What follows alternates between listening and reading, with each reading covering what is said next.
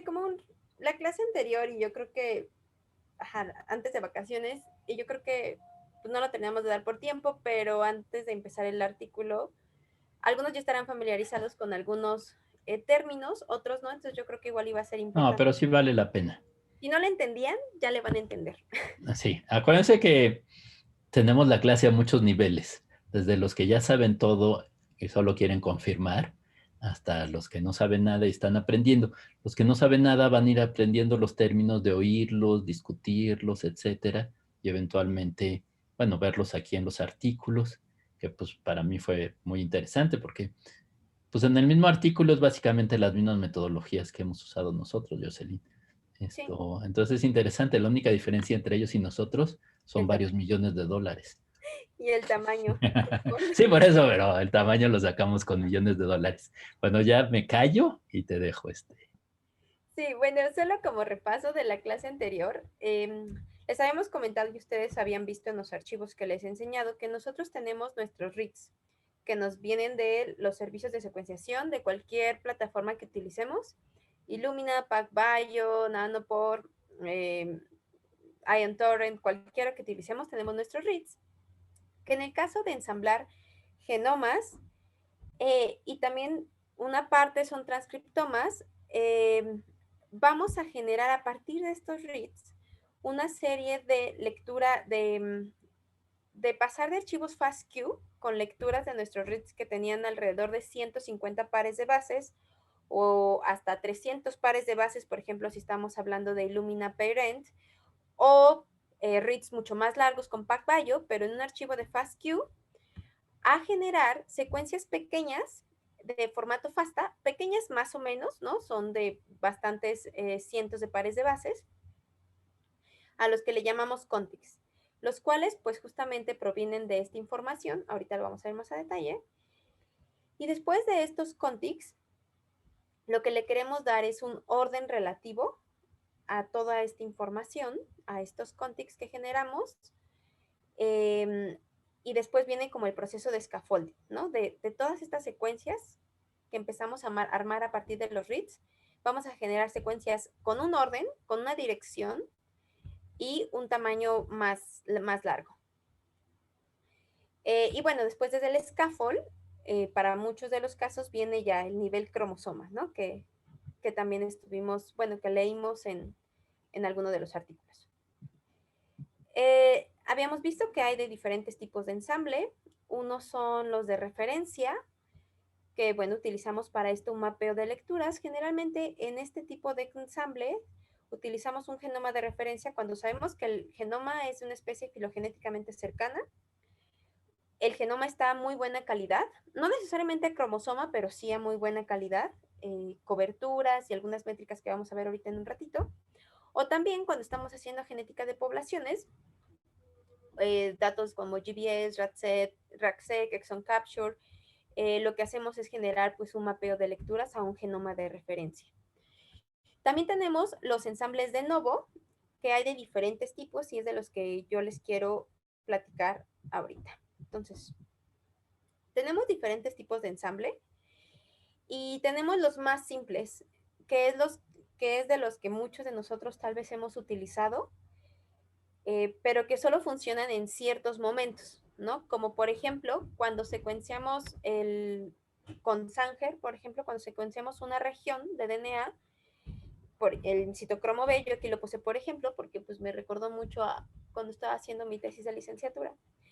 Que bueno, tenemos el citocromo B y generalmente es una secuencia de alrededor de 1200 pares de bases en mamíferos, la cual nosotros amplificamos con métodos de Sanger y del PCR tradicional utilizando primers o estos cebadores.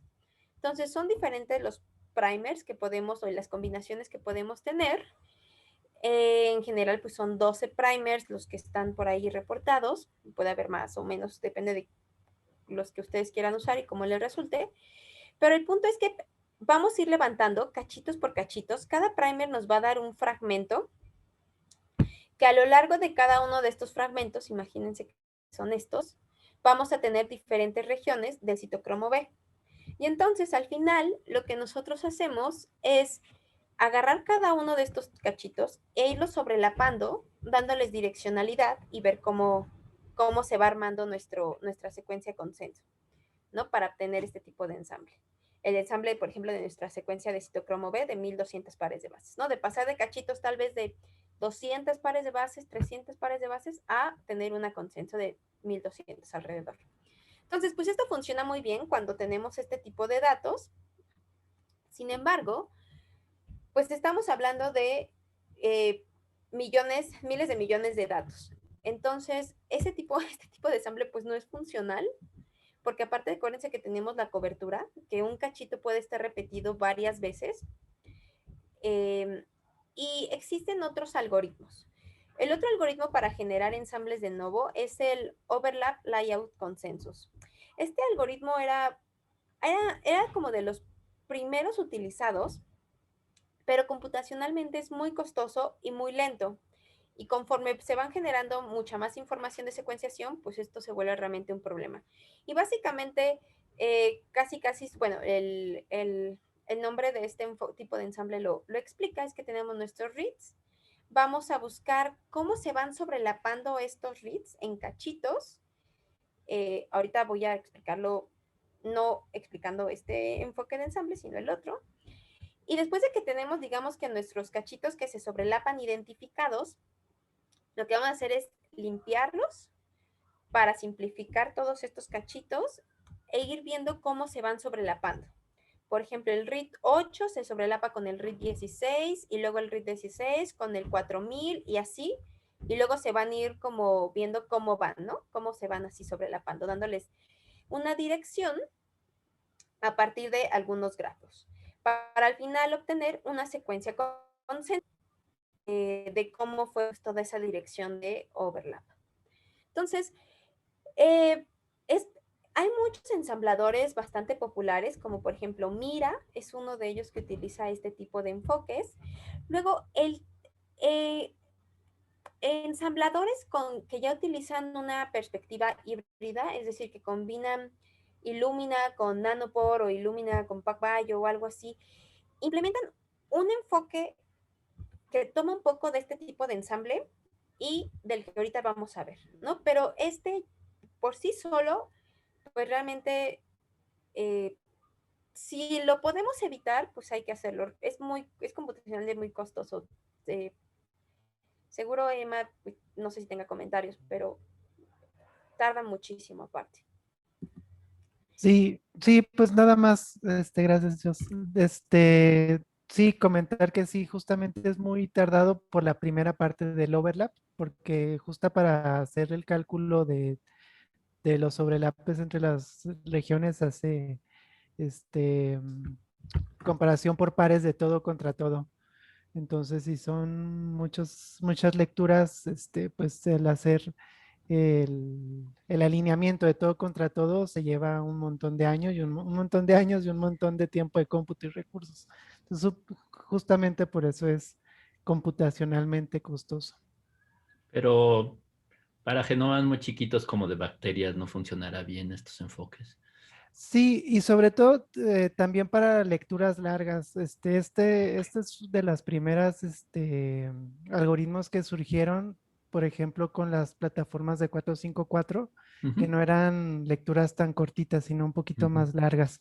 Entonces, sobre todo, ayuda mucho cuando las lecturas son muy largas o son relativamente largas. Ok, Para lecturas cortas es un infierno, entonces sí, no se recomienda utilizarlas con aunque también, plataformas de Illumina y esas cosas. pues el cómputo ha mejorado en estos años, ¿no? Sí, Entonces a lo mejor, bueno, no sé, en fin. Es que luego las cosas regresan, ¿no?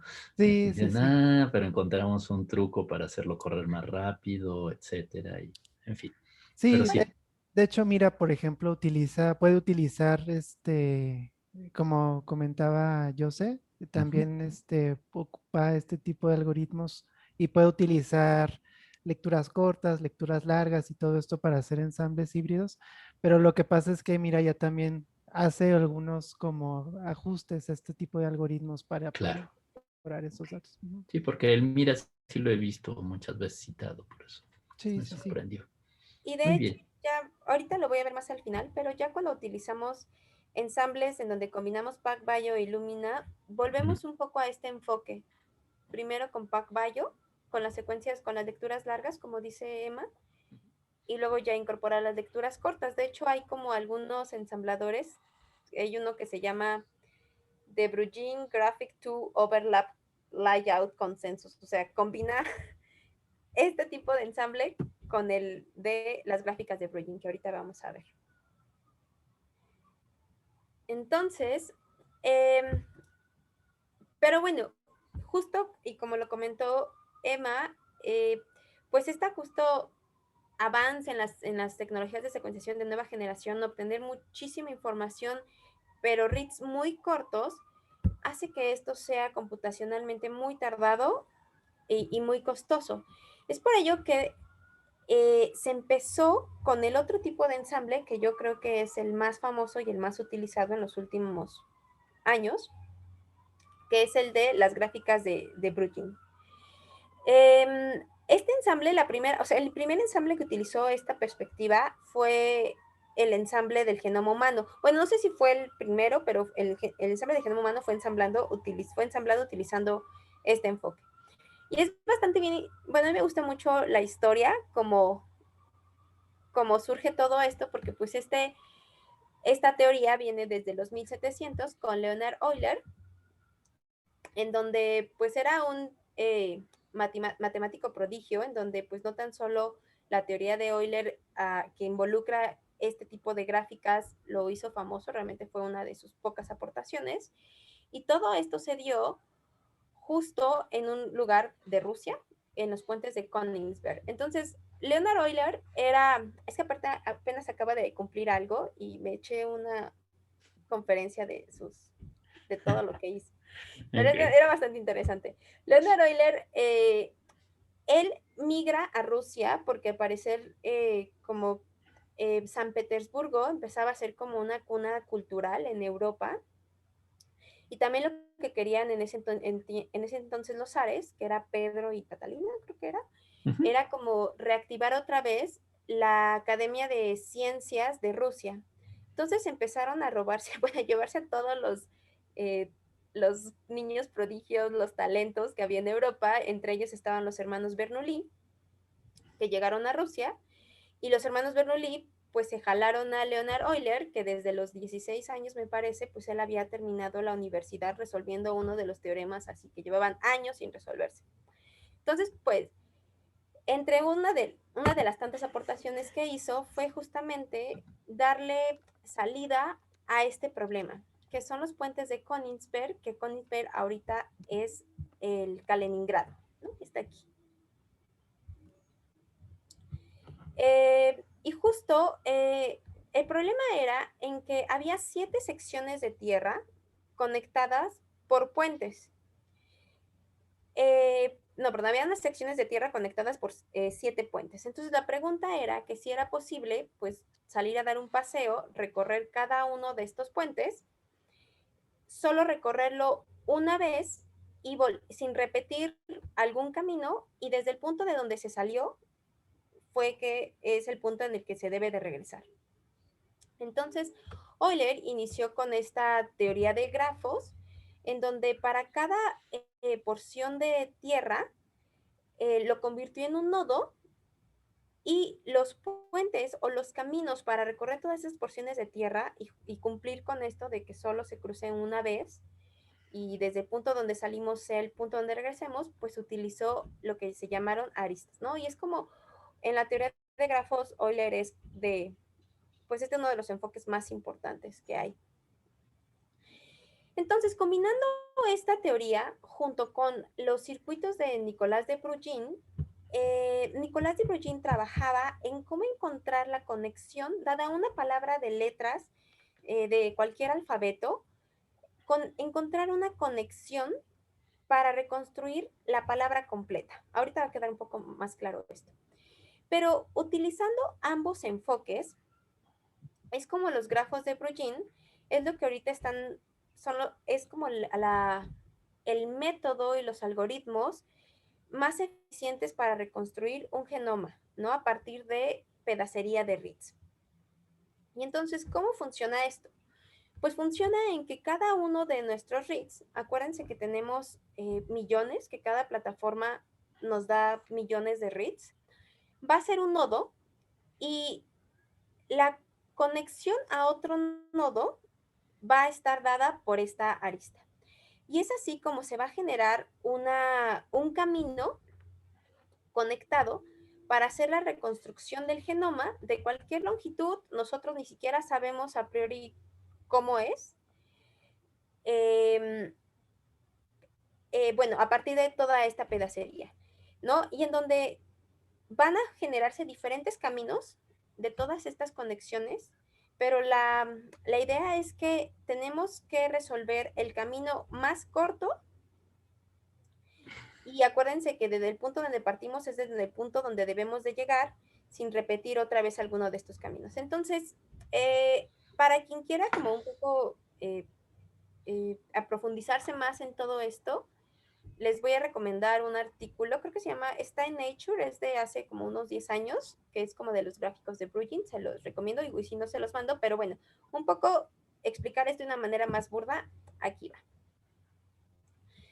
Hay diferentes, de hecho hay diferentes conceptos que cuando ustedes, algunos ya lo sabrán, pero cuando ustedes empiecen a explorar, realizar sus ensambles de nuevo, se van a topar con algunos de estos términos, entonces es bueno que los vayamos como explicando.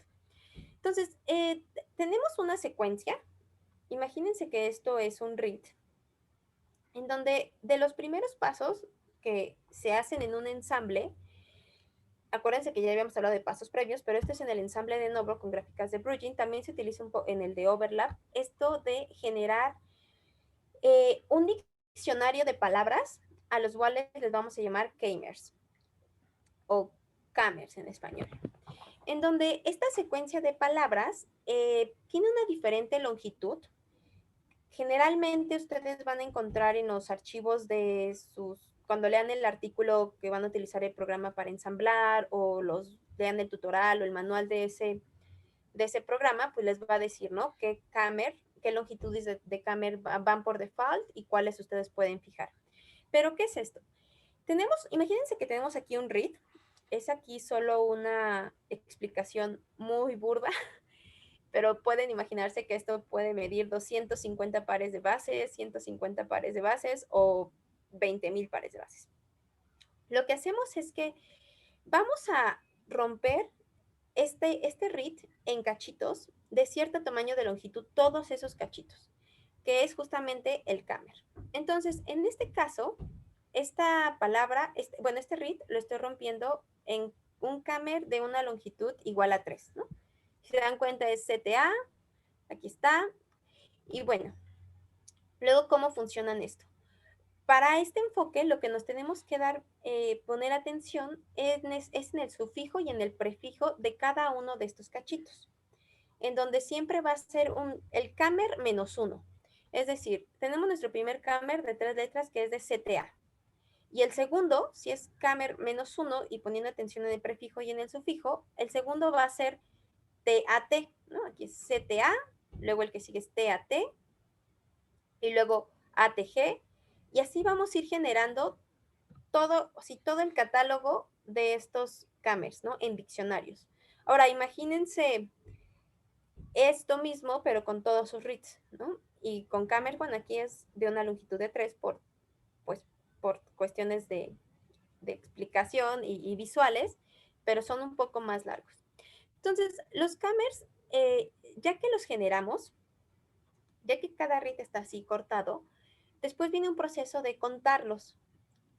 Y esto es importante porque muchas veces los K-mers y esta parte nos ayuda mucho para identificar posibles errores de secuenciación, ya que los K-mers que no están bien representados son descartados antes de iniciar el ensamble. Entonces, desde un principio, para ir como limpiando en toda nuestra base de datos e ir eliminando información que no vamos a necesitar a la hora de la construcción de la gráfica, pues son estos primeros pasos. Ahora, como por ejemplo, aquí les pongo cuántas veces está representado cada uno de estos camers, solo en este cachito. Vean qué chiquito está esta lectura, ¿no? Entonces, este primero, pues solo está una vez. El que sigue, que es TAT, está 2 veces. Aparece aquí y aparece aquí. Entonces, aquí lo cuantifico con un N2. Hay un proceso de contar los camers. Y hay diferentes algoritmos o métodos para contarlos. Pero bueno, esto de los camers es como un paso inicial para antes de generar la gráfica, nuestros grafos, nuestro armado del ensamble. Y también cada vez se están utilizando más en buscar ciertas regiones que nos interesan en el genoma. Entonces nosotros podemos identificar camers específicos, algunos programas, en toda nuestra secuenciación de reads. Si por ejemplo solo queremos ensamblar o solo nos interesa obtener una región específica de todo nuestro pedacerio que tenemos.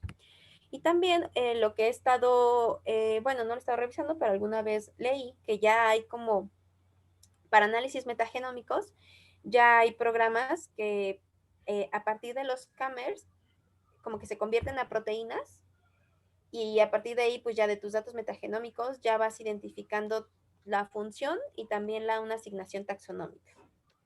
Entonces se les está dando un poco, se les está utilizando más, se les está dando más uso.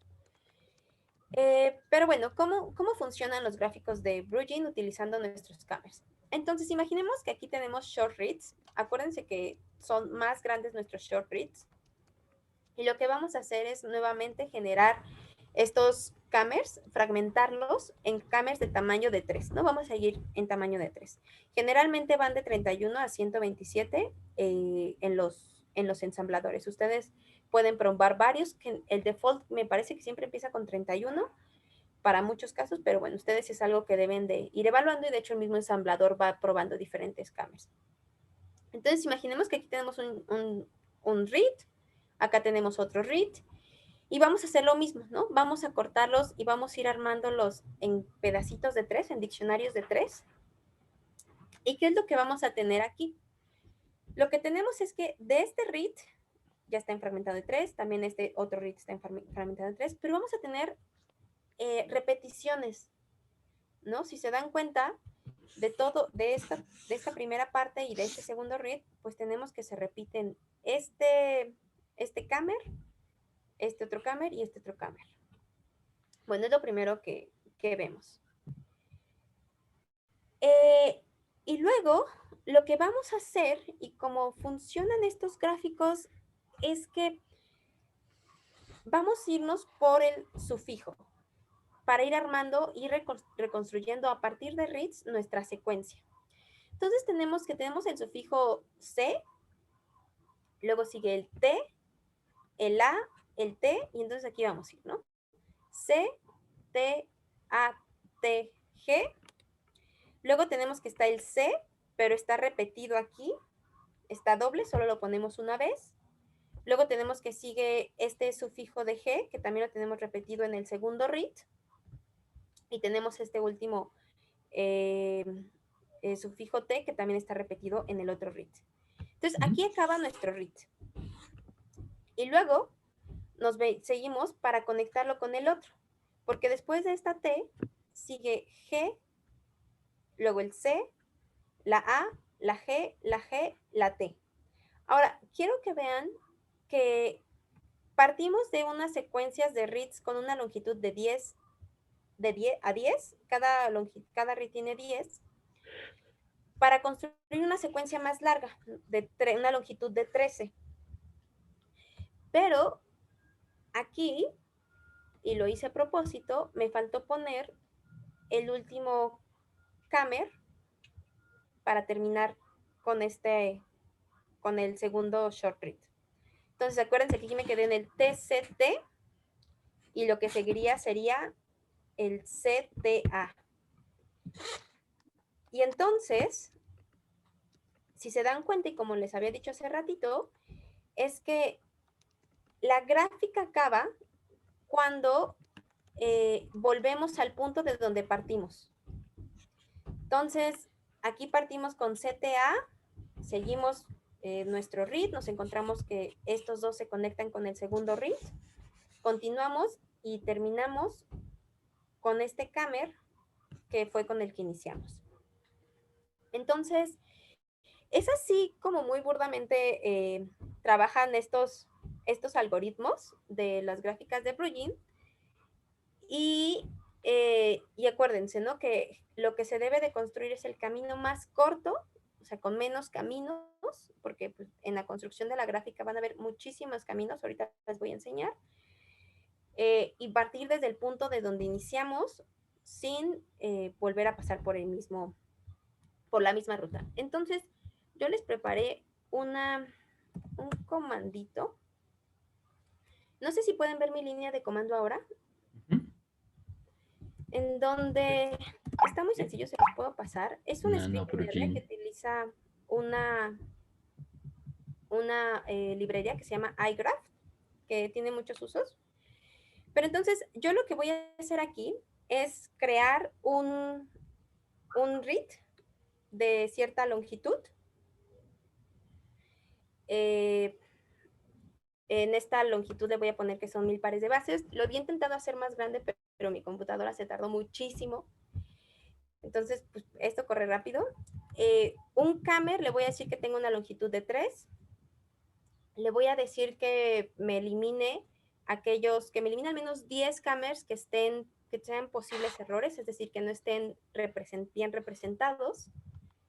Una ventaja, pues, de R es que podemos crear alfabetos así aleatorios, dándole nuestros nucleótidos, la adenina, la citosina, la guanina, la timina. Esto se va a crear de una longitud de 1000 pares de bases. Entonces,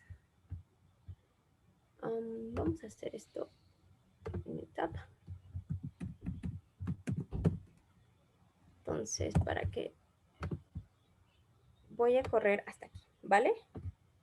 Que es cargar la librería y los tamaños de mi read, de mi secuencia, ¿no? Entonces, aquí tenemos, si logran ver, sí. Una secuencia, un genoma de 1000 pares de bases creados así, aleatoriamente. Luego, espérame tantito.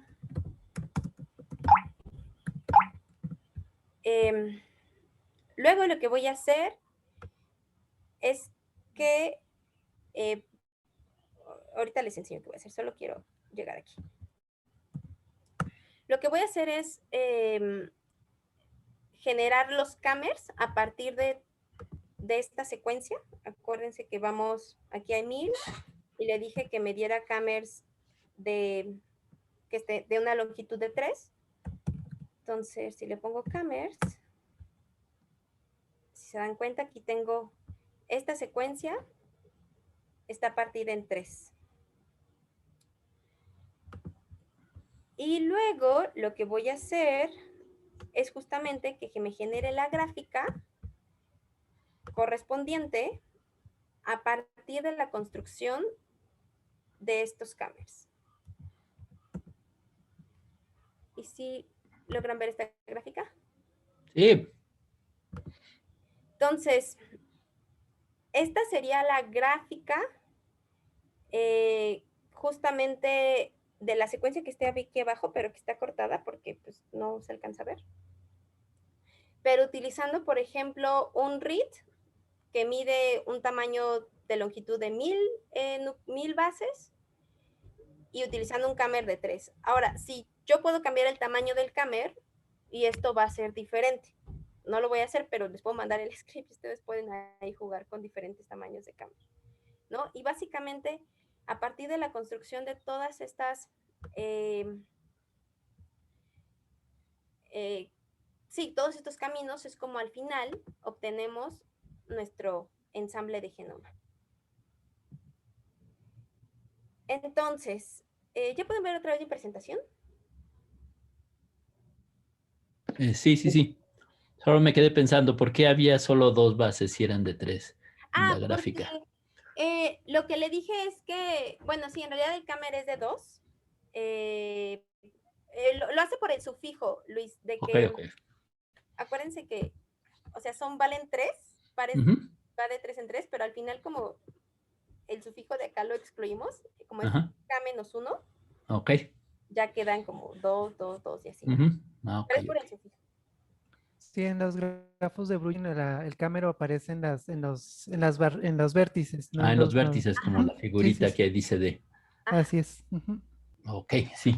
Pero lo que te salió, Jocelyn me confundió y lo perdón, quitaste muy rápido. perdón, ¿lo pongo otra vez? Pues chance, ¿no? Para que Miren, entendamos mejor qué pasó. Porque sí, ahí venían todos. Ah, ok. sí,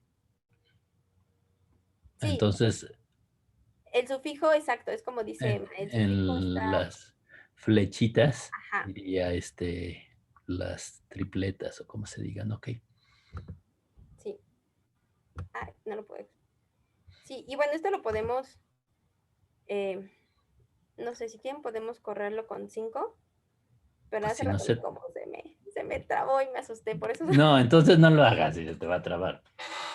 no, te los puedo mandar y ustedes Sí, pueden sí, sí, no, no, era nada más la pregunta en la que me quedé pasmado.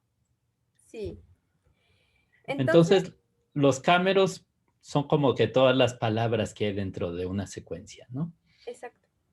Y son de distintos tamaños, ¿no? Ajá, y en realidad este proceso lo que crea son lo que se llaman diccionarios, Ajá, justamente lo que va a permitir varias cosas, ¿no? Como almacenar esta información, hacer el conteo de cámeros, eh, remover aquellos que no están como bien representados, y también, bueno, pues van a variar los tamaños, ¿no? Y al final se prueban diferentes tamaños de cámero, ajá. se llega como al óptimo y, y pues ya se utiliza para la Ok. construcción de... Pero de eso se liga a la pregunta que puso aquí Jorge Rojas, ¿no? Ah, es que no ¿Cuál es puedo. la frecuencia por default para aceptar un cámero? O más bien lo que tú decías, el óptimo.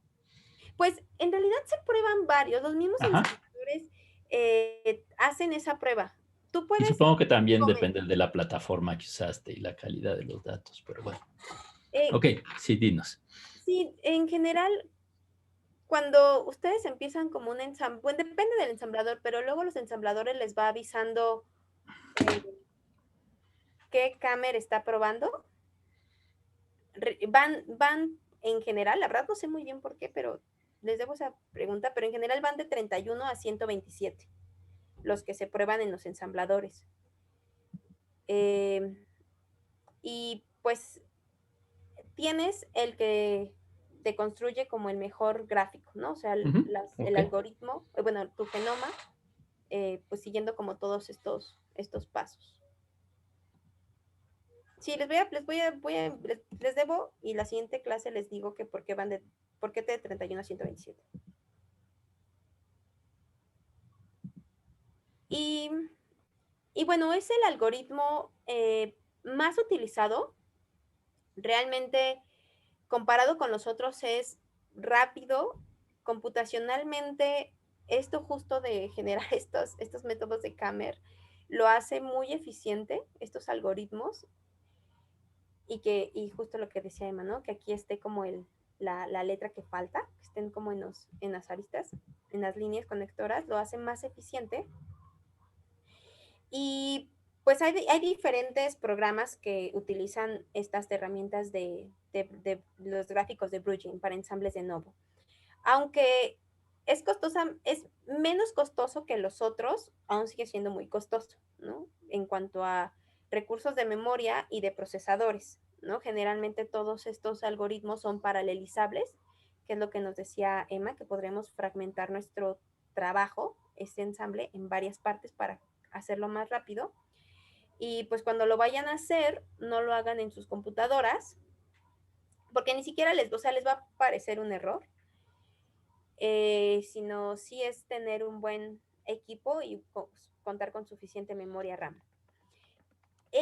Esta parte de los ensambladores va avanzando, realmente hay como enfoques que ya están como tratando de utilizar algoritmos de redes u otros de machine learning para generar estos ensambles. Pero bueno, hasta ahorita el de los que mejores resultados da es el de gráficos de Bruegel. Y no sé si alguien tenga una duda o algo. Pues no sé, Jorge sigue poniendo mensajes. A ver, Jorge, es que no Viendo alcanzo que a ver el chat.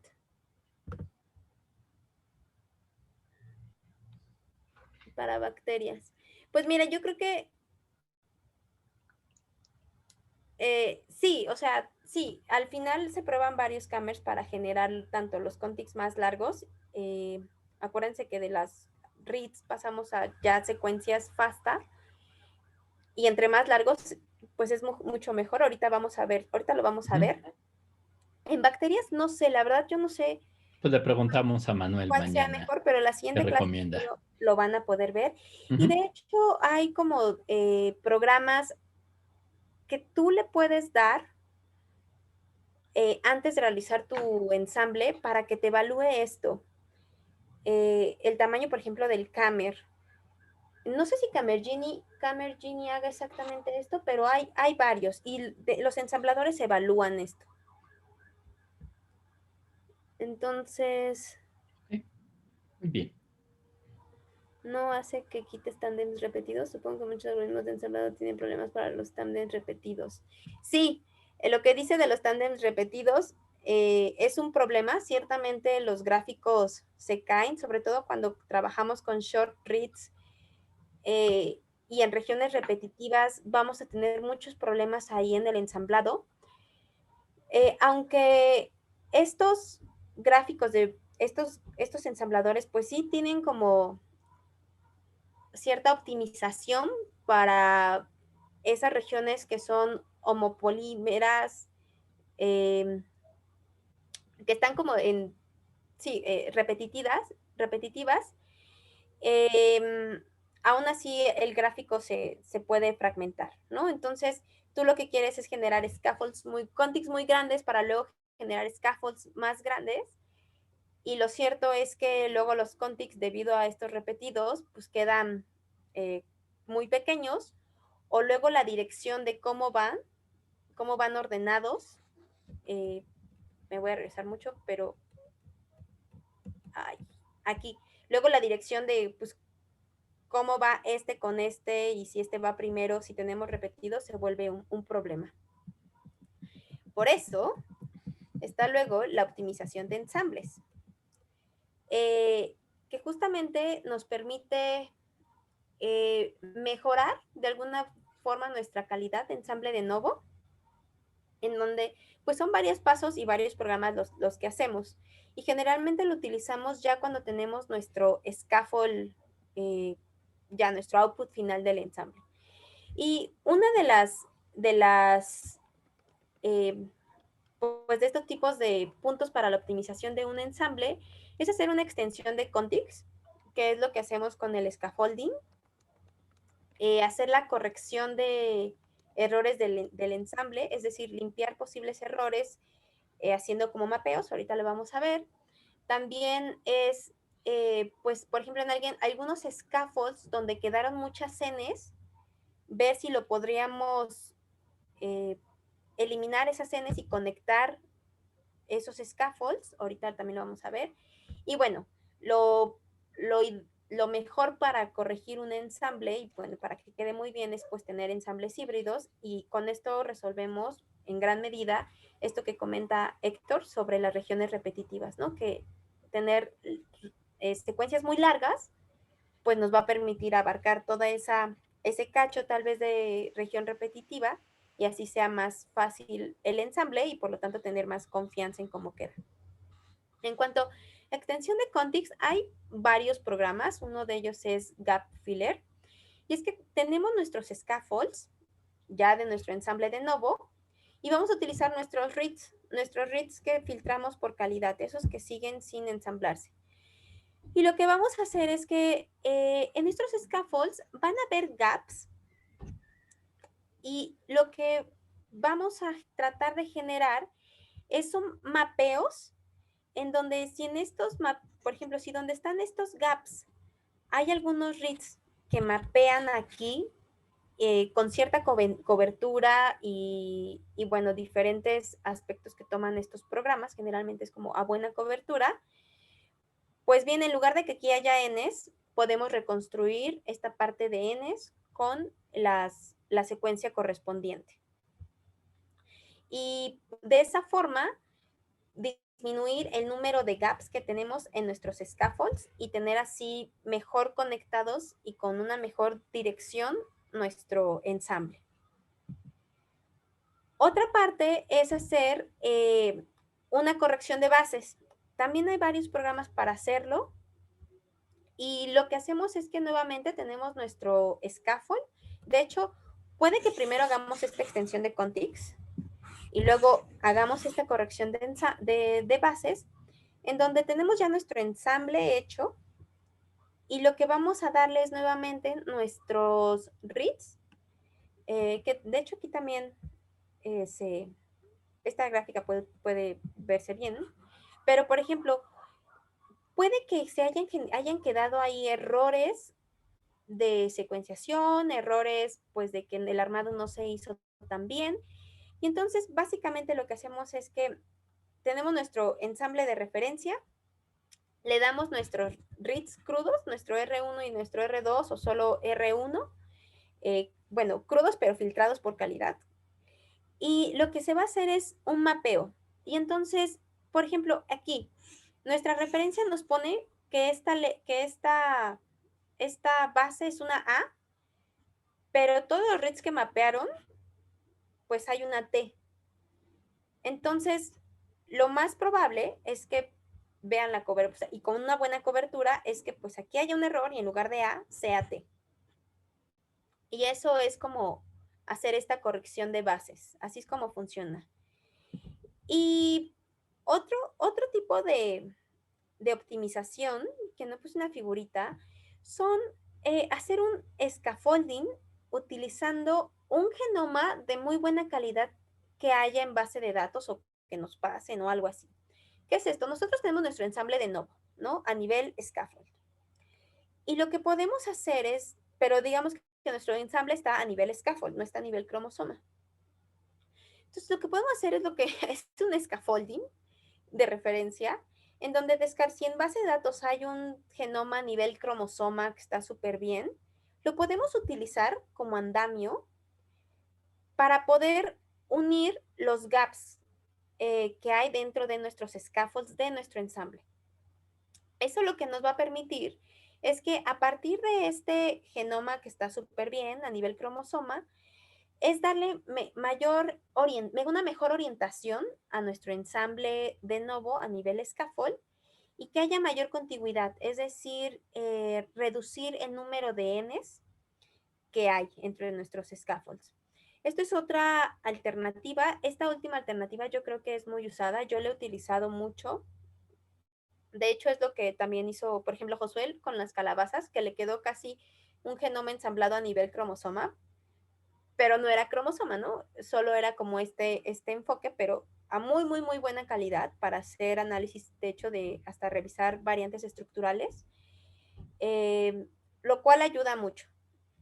Y yo les recomiendo que lo utilicen, sobre todo cuando solo tienen secuenciación de Illumina, de short reads, utilizar estos algoritmos que generan como este scaffolding utilizando un genoma de referencia va a mejorar mucho su ensamble. Hay varios, está Medusa, está Ragu, está Scaffold, no sé qué, o sea, hay varios programas que lo hacen. Y bueno, ¿cómo evaluamos un ensamble? Pues son diferentes las métricas, las que ya al final que tenemos nuestro ensamble hay que poner atención. Las más famosas son la N50 y la L50, en donde, y bueno, el tamaño de nuestro ensamble, en donde, bueno, nos dicen diferentes cosas. Uno es ver el tamaño acumulativo del genoma, ¿no? Ver el tamaño al final que tenemos. Este es un ejemplo del tamaño creo que es un ensamble de ratón, que nos dice que es de aproximadamente 2.8 gigapares de bases. Realmente si nosotros sabíamos que el genoma estaba alrededor de ese tamaño, pues podemos confiar. Por ejemplo, en el de mis murciélagos es de 2 gigapares de bases, y así me salieron mis ensambles. no sé, dependiendo de qué diga la literatura y qué es lo que esperamos del tamaño del ensamble, porque si nosotros esperamos un tamaño de ensamble de 1 gigapares de base y nos sale que son 3 gigapares de bases o que son 500 megapares de bases, pues seguramente hubo ahí algo, ocurrió algo. Y esto puede suceder también cuando no tenemos suficiente cobertura. Otro es analizar el número de contigs, cuántos contigs se generaron. El otro es, bueno, de esos contigs, cuántos scaffolds tenemos. Y a partir de los scaffolds o a partir de los contigs, evaluar las métricas N50 y L50. Entonces, ¿qué es la N50 y la L50? Tenemos este tamaño de genoma de 2.8 gigapares de bases. Vamos a ordenar, y este genoma no va a estar en una sola secuencia, va a estar en diferentes secuencias. Entonces, todas esas secuencias, que por ejemplo en este caso nos dice que son 304 secuencias. Esta secuencia, todo el genoma está contenido en 304 diferentes secuencias. Ahora, lo que vamos a hacer es ordenarlas de acuerdo a su longitud, de la que tenga una mayor longitud a la que tenga una menor longitud. Y entonces vamos a tener que, por ejemplo, la primera secuencia mide 2000 pares de bases, la segunda secuencia mide 1000 pares de bases, ¿no? Así vamos a tenerlas armadas de mayor longitud a menor longitud. Y lo que vamos a hacer, ya que tengamos esa lista, es ver en cuántos scaffolds cae la mitad del tamaño del genoma. Es decir, en cuántos de ellos voy a obtener al menos la mitad del tamaño del genoma. Entonces, tenemos ahí ordenados, imagínense una lista en donde tenemos en la primera columna scaffold 1 y la longitud, scaffold 2 la longitud, scaffold 3. Bueno, vamos a ver en dónde aproximadamente se cumple que tenemos la mitad de 2.8 gigapares de bases. Y a partir de esa mitad, ver cuántos scaffolds hay. En este caso, el total del tamaño del genoma, que está en 304 pares, en 304 scaffolds, la mitad de este tamaño de genoma lo vamos a encontrar de los primeros 18 scaffolds, ordenados de mayor a menor. Y el scaffold 18, pues va a ser el más largo, el 17 un poco menos largo y así, así. Y de mayor a menor, el scaffold 1 va a tener un tamaño mínimo de longitud de 52,000 pares de bases, ¿no? Lo cual es, pues, bastante bueno, ¿no? Al final, lo que nosotros queremos como de métricas es que el número de scaffolds sea muy pequeño, el scaffold L50, es decir, en cuántos scaffolds se concentra la mitad del genoma, sea pequeño, y el scaffold N50 sea muy grande. De esto, si no entendieron, no se preocupen porque les voy a subir un videíto explicándoles y con unos datos por si ustedes quieren hacerlo. Y otra métrica para evaluar qué también están los ensambles es el famosísimo Busco, que lo que hace Busco es utilizar bases de datos de genes ortólogos de copia única que están muy conservados en grupos, en diferentes linajes, pueden ser todos los mamíferos, todas las aves, todas las plantas, todos los vertebrados, solo angiospermas, gimnospermas, dependiendo de lo que ustedes estén buscando. Y haciendo una búsqueda a partir de esos ortólogos de esos genes ortólogos de copia única en su genoma, les va a decir, se ve muy mal esto, creo que aquí se ve mejor. Les va a decir cuántos genes, a partir de esa base de datos que tiene Busco, encontró en su genoma. Solo es un subset, no son todos los genes que están contenidos en su genoma, solo es un subset muy curado que tiene Busco de genes de copia única. Entonces, por ejemplo, les puede decir el porcentaje de genes completos que encontró, el porcentaje de genes completos y duplicados que encontró, cuántos de esos genes sí encontró, pero los encontró fragmentados, o sea, en cachos, y cuántos están perdidos, cuántos de plano no encontró en su genoma de acuerdo a su base de datos.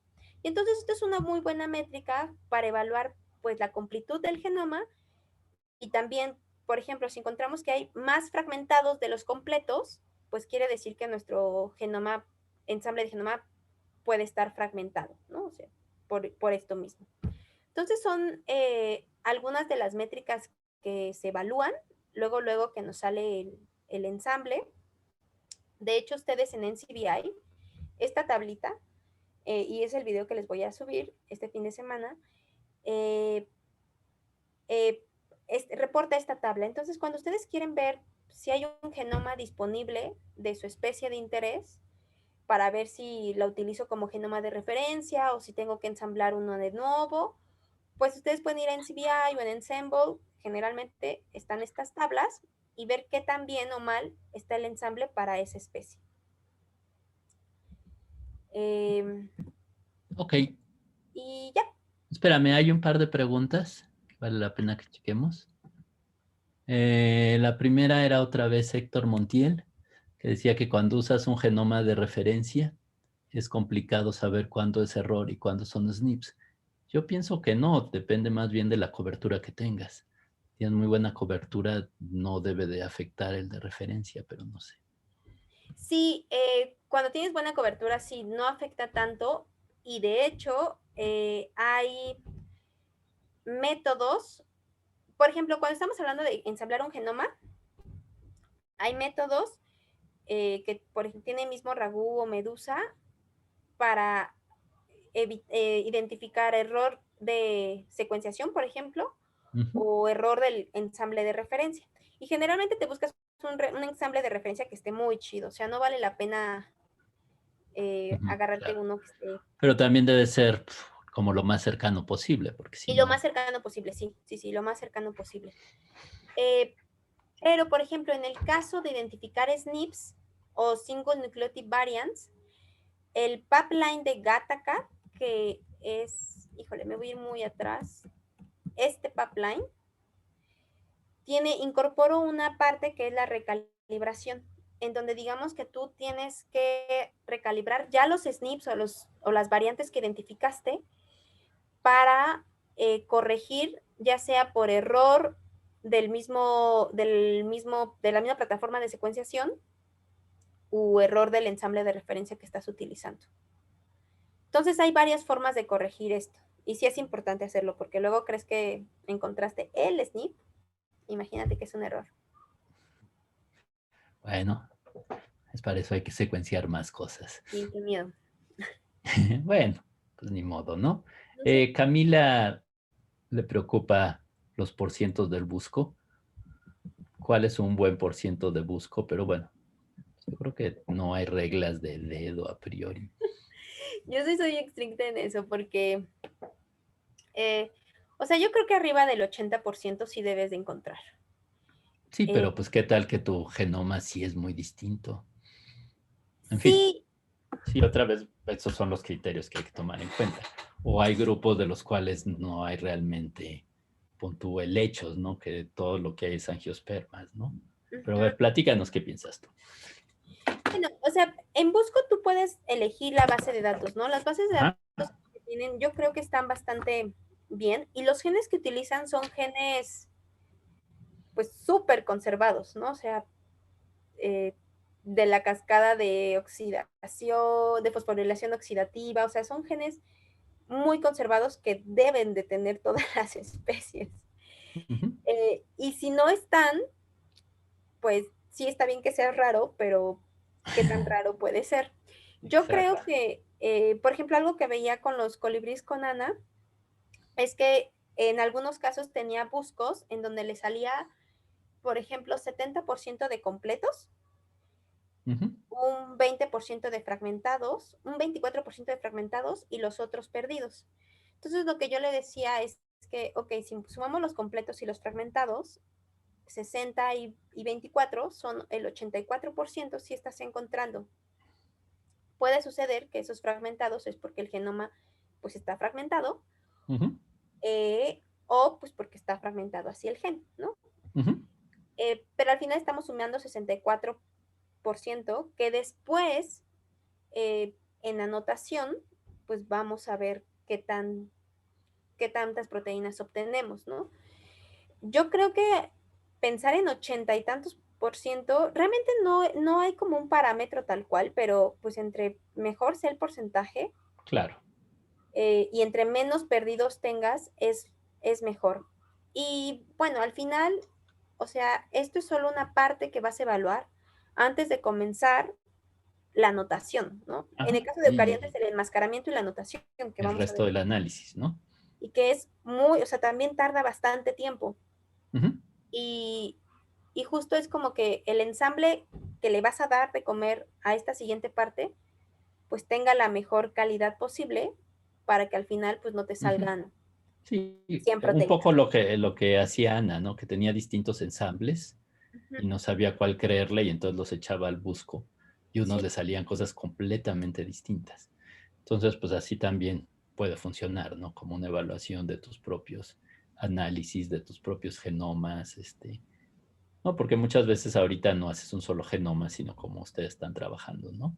Varios genomas de especies relacionadas, cuál está mejor, etcétera, ¿no? sí, y de hecho lo que se depende, pero cuando son tamaños de genomas muy pequeños, yo creo que de 1 gigabase estará bien.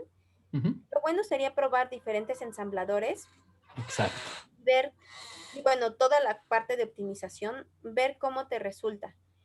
Eh, Hay veces que los ensambles son muy, o sea, los tamaños de genomas son muy grandes y probar varios ensambladores pues realmente no es opción, como en el caso del genoma que ahorita vamos a discutir, del pez pulmonado, que de hecho es el mismo ensamblador que desarrollaron los que publicaron el genoma del ajolote, El este Marvel, ajolote. Ajá.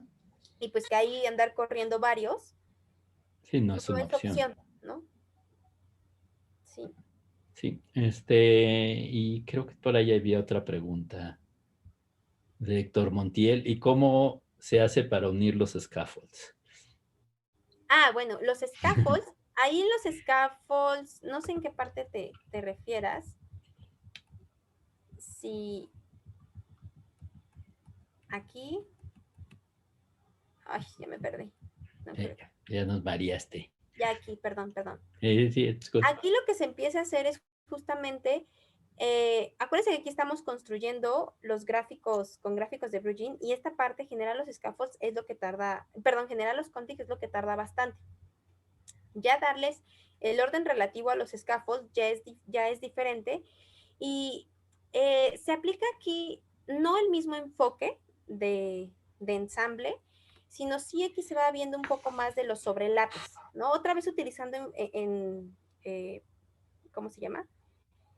Grafos, Ujú. pero ya no partiendo así en cambers tan chiquitos ni nada, ¿no? Y se va dándole orientación, la direccionalidad en esta parte del scaffold. Entonces, imagínate que el contig 1 tiene cierta sobrelape con el contig 300 y entonces va a ir contig 1, luego el contig 300.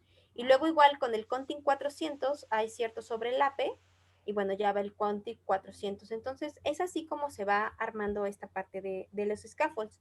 Ahora, en, y de hecho, algunos ensambladores te dan un resultado que te dicen el scaffold 1, cuáles son los contig que lo agrupan. Scaffold 2, cuáles son los contig que lo agrupan. Ahora, para la parte de hacer como este scaffolding, o sea, imaginemos que nosotros tenemos este genoma ya y quiero incluir un genoma de referencia, pues tal vez para quitar estas Ns, es a partir de pues mapeos que se van haciendo para ver, viendo como alineamientos grandes para ver pues qué regiones están aquí, ¿no? Qué regiones se pueden alinear bien con criterios de cuánto se alinea, o sea, en cobertura y en cobertura de alineamiento, es decir, de la secuencia, cuánto abarca el alineamiento y también de cobertura que hay allí. No sé si quedó claro. Pero digamos que la primera parte de la generación de los contigs es lo más pesado. Y de todas formas, les voy a subir un video de una practiquita muy sencilla que tienen que hacer para que se entienda mejor estas estadísticas. Y ya, solo les quiero enseñar que en NCBI, esta búsqueda que hice el 2 de febrero del año pasado, la información que hay, a qué nivel de ensambles hay, y tenemos que pues, cromosomas, ensambles a nivel de cromosomas hay muy pocos, de los que tenemos muchísimos son ensambles a nivel de scaffolds, que pueden ser muy útiles, son muy importantes. Aquí, de hecho, dentro de los scaffolds hay de ensambles a ensambles, pero bueno, es lo que más tenemos y lo que échenle un ojo a las métricas de cómo están, pues para ver qué tan funcionales son. Y creo que ya. Sí, ya. Sí, bueno. A ver, Héctor Montiel sigue con dudas. Sí, Héctor. Pues ahí está en el chat. A ver, ya lo vi. Pero si quieres, abre el micrófono, Héctor. Sí, ya no. ¿Ya las contestaron? Muy bien. Bueno, Ok, ya no. pues hoy que alguien dijo algo. Que aquí dice, pero en las estadísticas del genoma que mostraste hay más scaffolds que cromosomas. Entonces, ¿cómo ensamblas los scaffolds en cromosomas? Porque entiendo que entre scaffolds ya no hay sobrelape. Ah, bueno, ensamblar ya a nivel cromosoma es lo que Exacto. habíamos estado platicando de los métodos que utilizan el optical mapping Ujú. o el Hi-C, que justamente es pues circularizar este DNA para ver dónde comienza el cromosoma y dónde termina. Ya estamos hablando de incorporar otras técnicas de secuenciación, que igual lo podemos... O tener datos antiguos de mapeo en los cromosomas y entonces referir los scaffolds a qué pedazos de los cromosomas quedaban cuando tenían, ya saben, pues otras secuencias, ¿no? Que habían hecho con mucho cuidado para el mapeo cromosómico, ¿no? Pero bueno, hay ahora estas herramientas más poderosas, pero pues esa es la razón de la diferencia, que armar a scaffold es relativamente sencillo, armar a cromosomas ya es muy difícil y Y requiere cuesta otros mucho. datos y otros métodos, ¿no? Sí, no, aquí se tienen que incorporar ya otras herramientas de secuenciación o de mapeo. Ajá, de mapeo clásico. Muy bien. Bueno, ok, pues entonces yo creo que, aunque tomó un poco más de lo que creíamos como siempre, esto creo que ha sido muy útil porque creo que muchas de las cosas que vienen en el artículo ya las discutimos con algún cuidado ahorita. Entonces, si les parece bien, Enrique, si quieres comenzar, esperemos pues, terminar lo antes posible los peces pulmonado, aunque hay muchos detalles, pero creo que lo esencial lo podemos Y voy a cubrir. tratar de abarcar lo esencial. Y sí, gracias, Dios, justo es como eliminaste gaps que tenía pues de esta parte, ¿no? Sobre todo la cuestión del ensamble. Uh-huh. Perdón, antes de que comiences, Kike, Ajá. yo nada más para ver si me entiendo, si me quedó claro el concepto del grafo de Bruegel. O sea, es partiendo de que las Cambridge son palabras, como mencionas, ¿no? Y haz de cuenta que queremos armar una frase completa. Es como que las uniones entre esas palabras cortas que me van a llevar a formar la frase completa, pero que no se repitan en la ruta, algo así, como el concepto general. Sí, al final lo que utilizamos en estas frases es reducir una palabra a otras más pequeñas para que la construcción sea más eficiente y pasemos de, por ejemplo, como les mostraba, de short reads, que yo les ponía que era de 10 pares de bases, pero al final de los dos short reads que tenían 10 pares de bases, construimos una secuencia más larga. Todo el ensamble de Bruegel es, como lo dijiste, armar esos ensambles en donde del punto que partimos sea donde regresemos, sin que eliminando esos sobrelapes, ¿no? Eliminando todas esas rutas que se pueden repetir, sino solo vamos a tener el camino más corto de ese ensamble, ¿no? De esa reconstrucción. Ok, sí. Muchas gracias. No, no hay de qué. Muy bien. Perdón, Enrique. Listo. No te preocupes. Pues espero que hayan disfrutado el artículo. A mí me pareció súper interesante y creo que nos ayuda a aclarar y comparar muchas cosas. Y bueno, cuando menos yo aprendí un par de cosas importantes que no me quedaban claras sobre los genomas de los vertebrados. Entonces, Enrique, si quieres empezar con los peces pulmonados. Sí, gracias. Pues sí, justo este es el artículo, ¿no?, que vamos a platicar de manera, pues un poco rápida, pero tratar de resaltar como lo importante. Pues este artículo se publicó en enero, creo que sí, a finales de enero, y Sí. esta es bueno, fue escrito, ¿no?, el grupo de investigación, varios están conformados por pues, grupos de investigación alemanes, que pues creo que gran parte son son biólogos evolutivos, ¿no? Trabajan sobre eso, al menos al comparar con el genoma del ajolote, sí se me hizo un poco más, o sea, con un enfoque evolutivo, ¿no? Y porque el ajolote, pues si han tenido la oportunidad de echar un vistazo, pues tiene mucho enfoque de la cuestión, pues de biología del desarrollo, ¿no? Que evidentemente pues es de interés biomédico.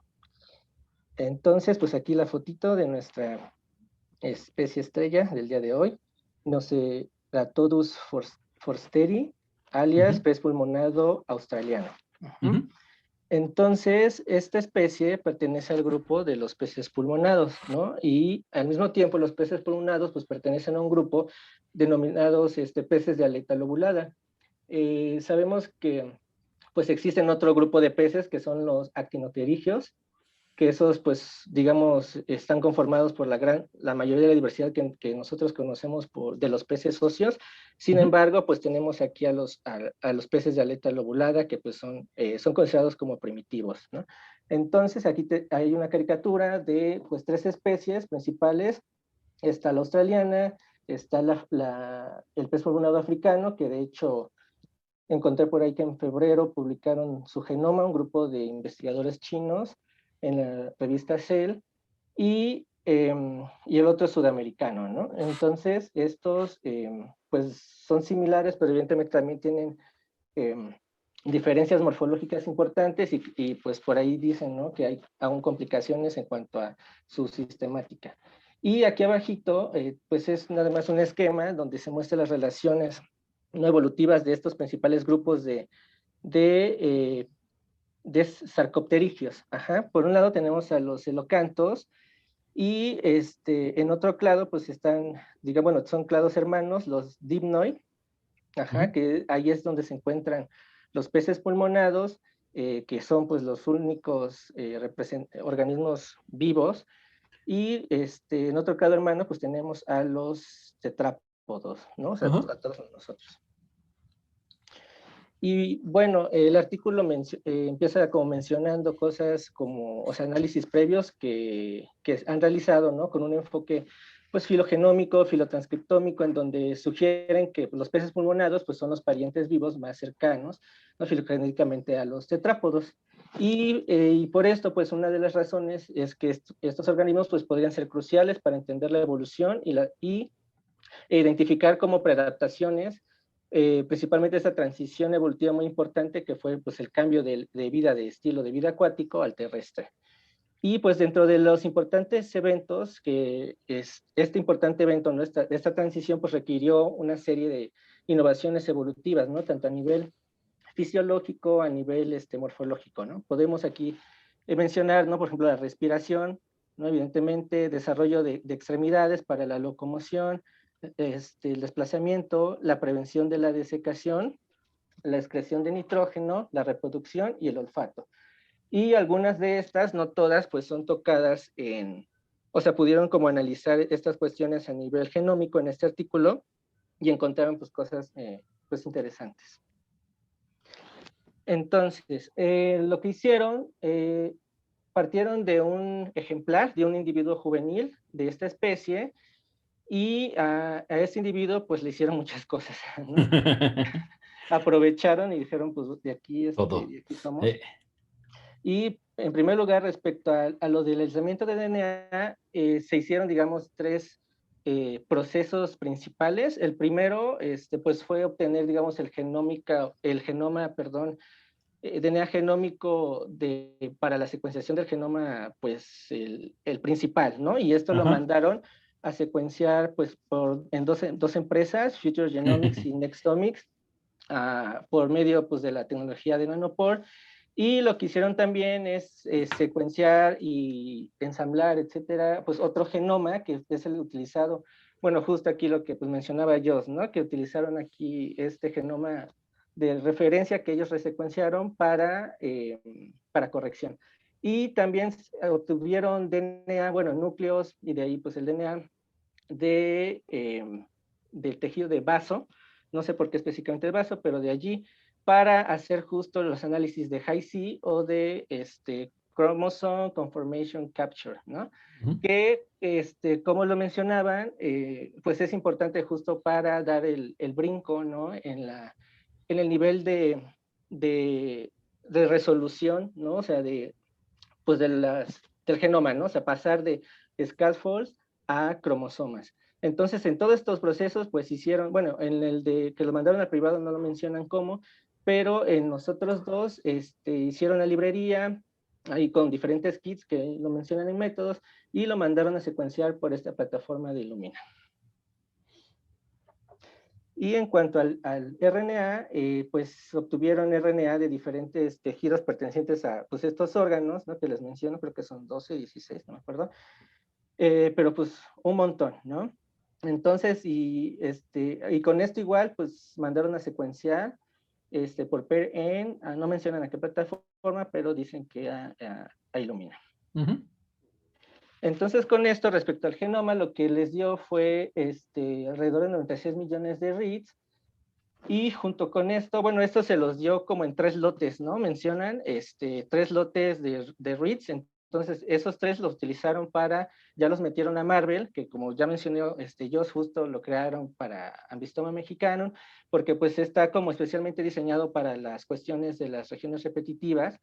Y entonces, lo ensamblaron con esto, hay todo, pues ahí está súper bien explicado, pero personalmente sí se me hizo un poquito denso en algunas cosas, igual y pues ya después ya lo vemos más a detalle, pero después entonces, ya teniendo el ensamblado para hacer el scaffolding, como ellos le mencionan, aquí es donde utilizaron ya la información de Hi-C, ¿no? Y esto bajo pues la premisa de que pues este tipo de estudios lo que tratan de detectar justo es la conformación en 3D del cromosoma, perdón, pues del genoma en el núcleo, ¿no? Entonces, pues en teoría, ¿no? El principio es de que justo pues vas a pasar de scaffolding a cromosoma, ya metiendo los datos pues un poco más experimentales de probabilidades de qué tan cercanos o qué tan lejanos están ciertos loci, o dónde termina un cromosoma, etcétera. Entonces, pues ese es un método que a mí me pareció muy innovador. No había visto que usaran Hi-C para esto, aunque también en el ajolote, ¿no? Pero no sé qué tan reciente sea.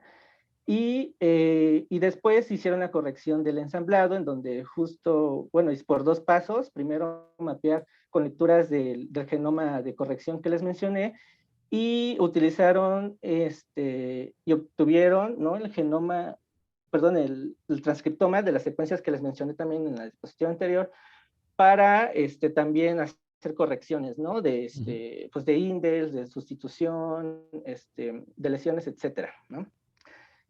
Y pues específicamente sobre este transcriptoma que usaron para corrección, pues de eso obtuvieron 1.140 millones de reads, hicieron filtrado de calidad, los ensamblaron mediante 3 pues ensambladores, y al final unieron pues justo estos 3 como ensamblados, o no sé cómo hicieron como o sea, integraron esa información mediante este programa, ¿no?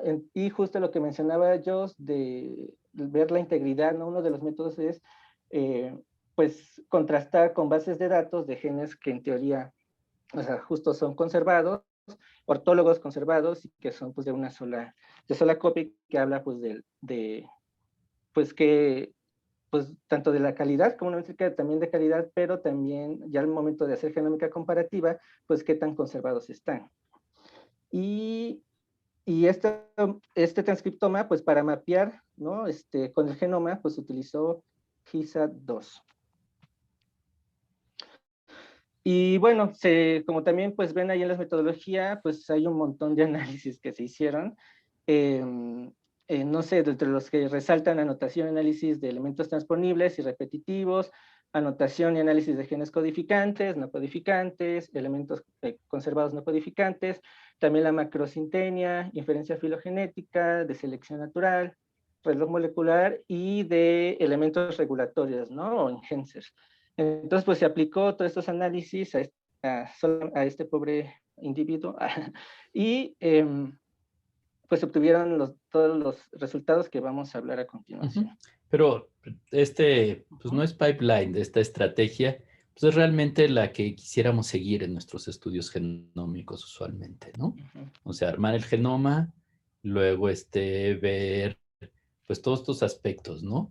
La sintenia, cómo están organizados, las filogenias, los relojes moleculares, los elementos móviles, las familias, el crecimiento, los exones, los intrones, cómo han crecido, cómo han decrecido, etcétera. Y bueno, pues creo que son estrategias en realidad muy similares a las que hemos seguido, ¿no, Jocelyn? Tenían el DNA, el RNA, y nada más la diferencia es que pues, este es un genoma gigantesco y que tenían, bueno, todo esto que les permitió armar los cromosomas, que en este caso fue súper útil. Pero bueno, pues básicamente eso es cuestión de tener muchísimo dinero y buena capacidad de cómputo, ¿no, Jocelyn?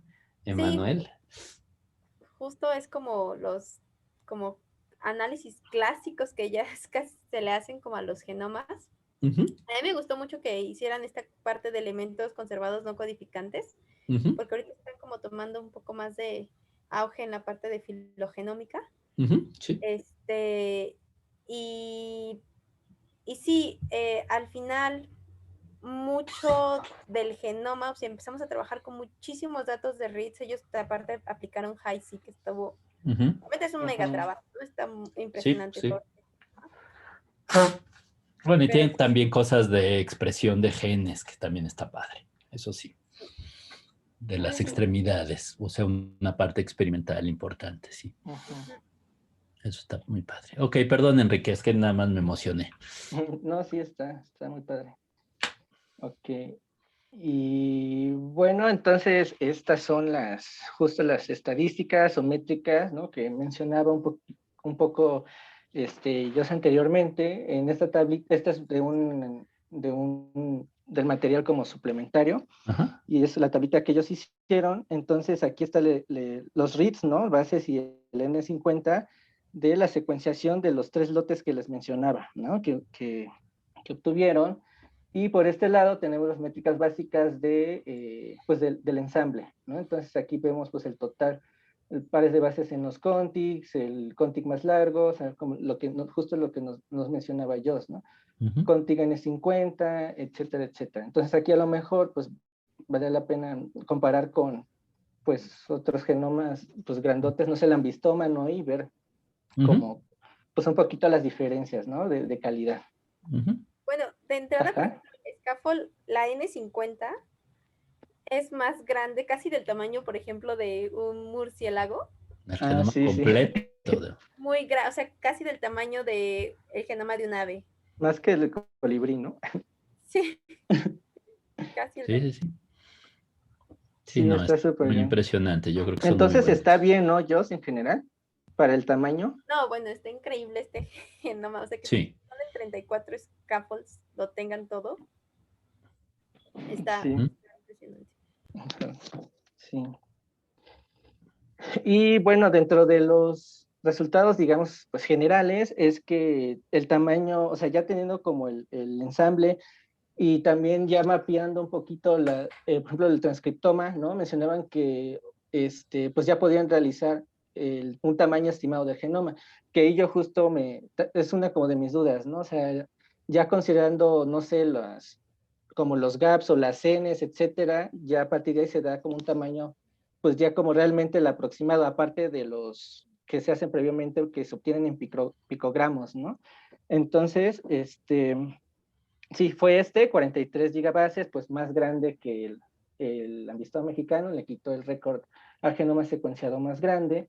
se identificaron 17 macrocromosomas, ¿sí? Y 10 microcromosomas.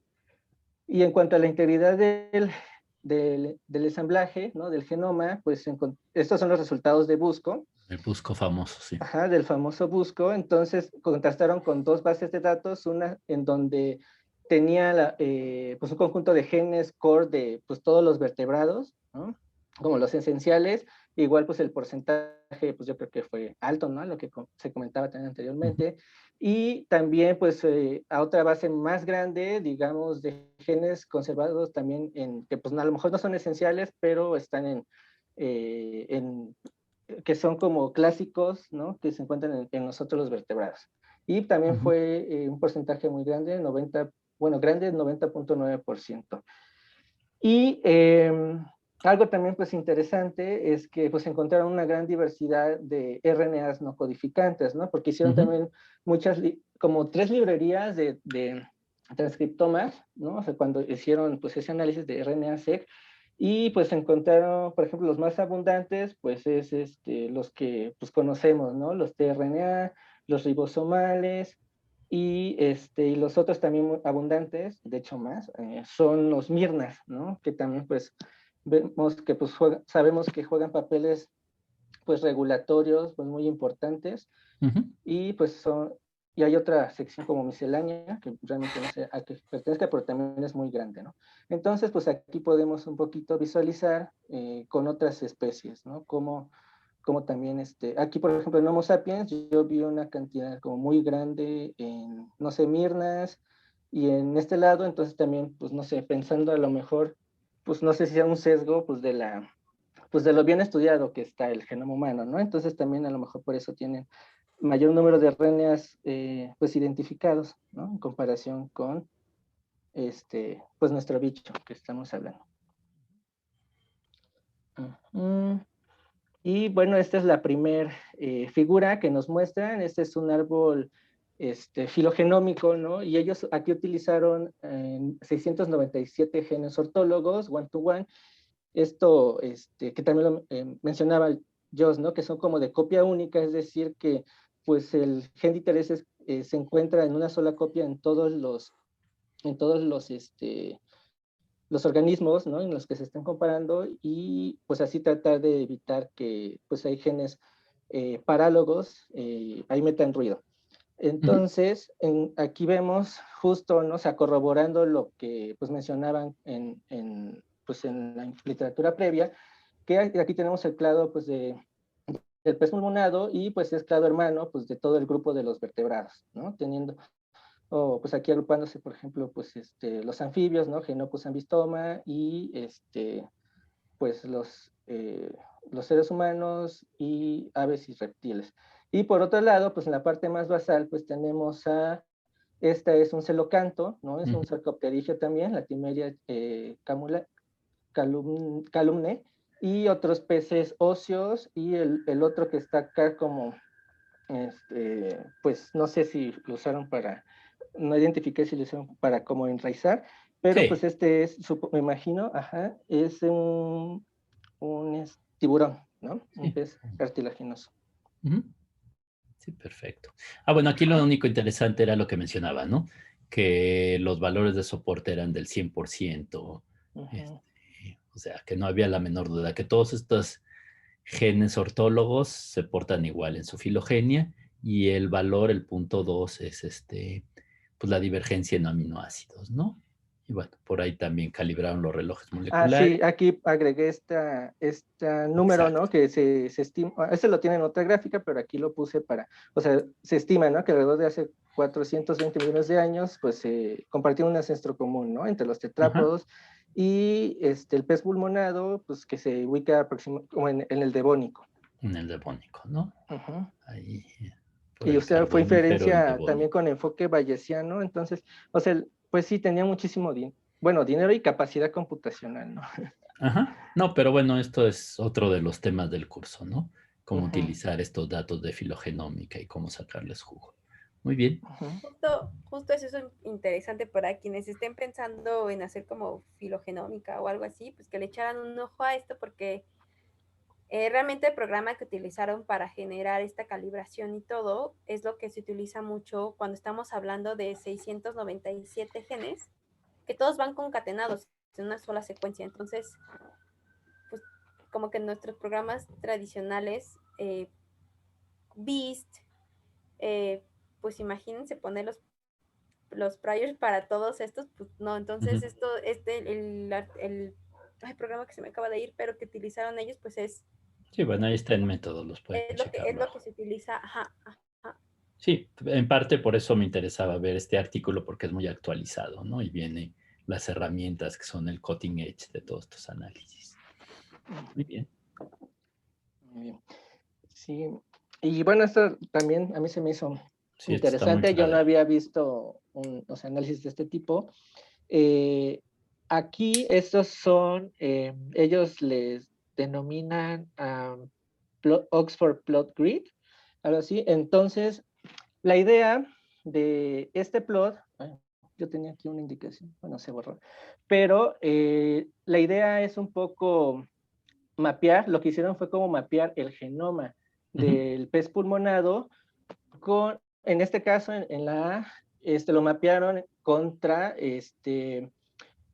una base de datos que ellos tenían que bueno, más bien lo tomaron del artículo de unas Amphioxus, ¿no? De un Amphioxus, y ellos hicieron análisis, identificaron grupos de enlace, De ligamiento, les de decimos. ligamiento, Cordados, ¿no? encordados, ¿no? O sea, que son grupos de genes o familias de genes que están pues muy conservados, esos están muy conservados y que pues son como fundamentales, ¿no? A lo mejor, no sé, en el Bauplan o en la evolución en general de los vertebrados.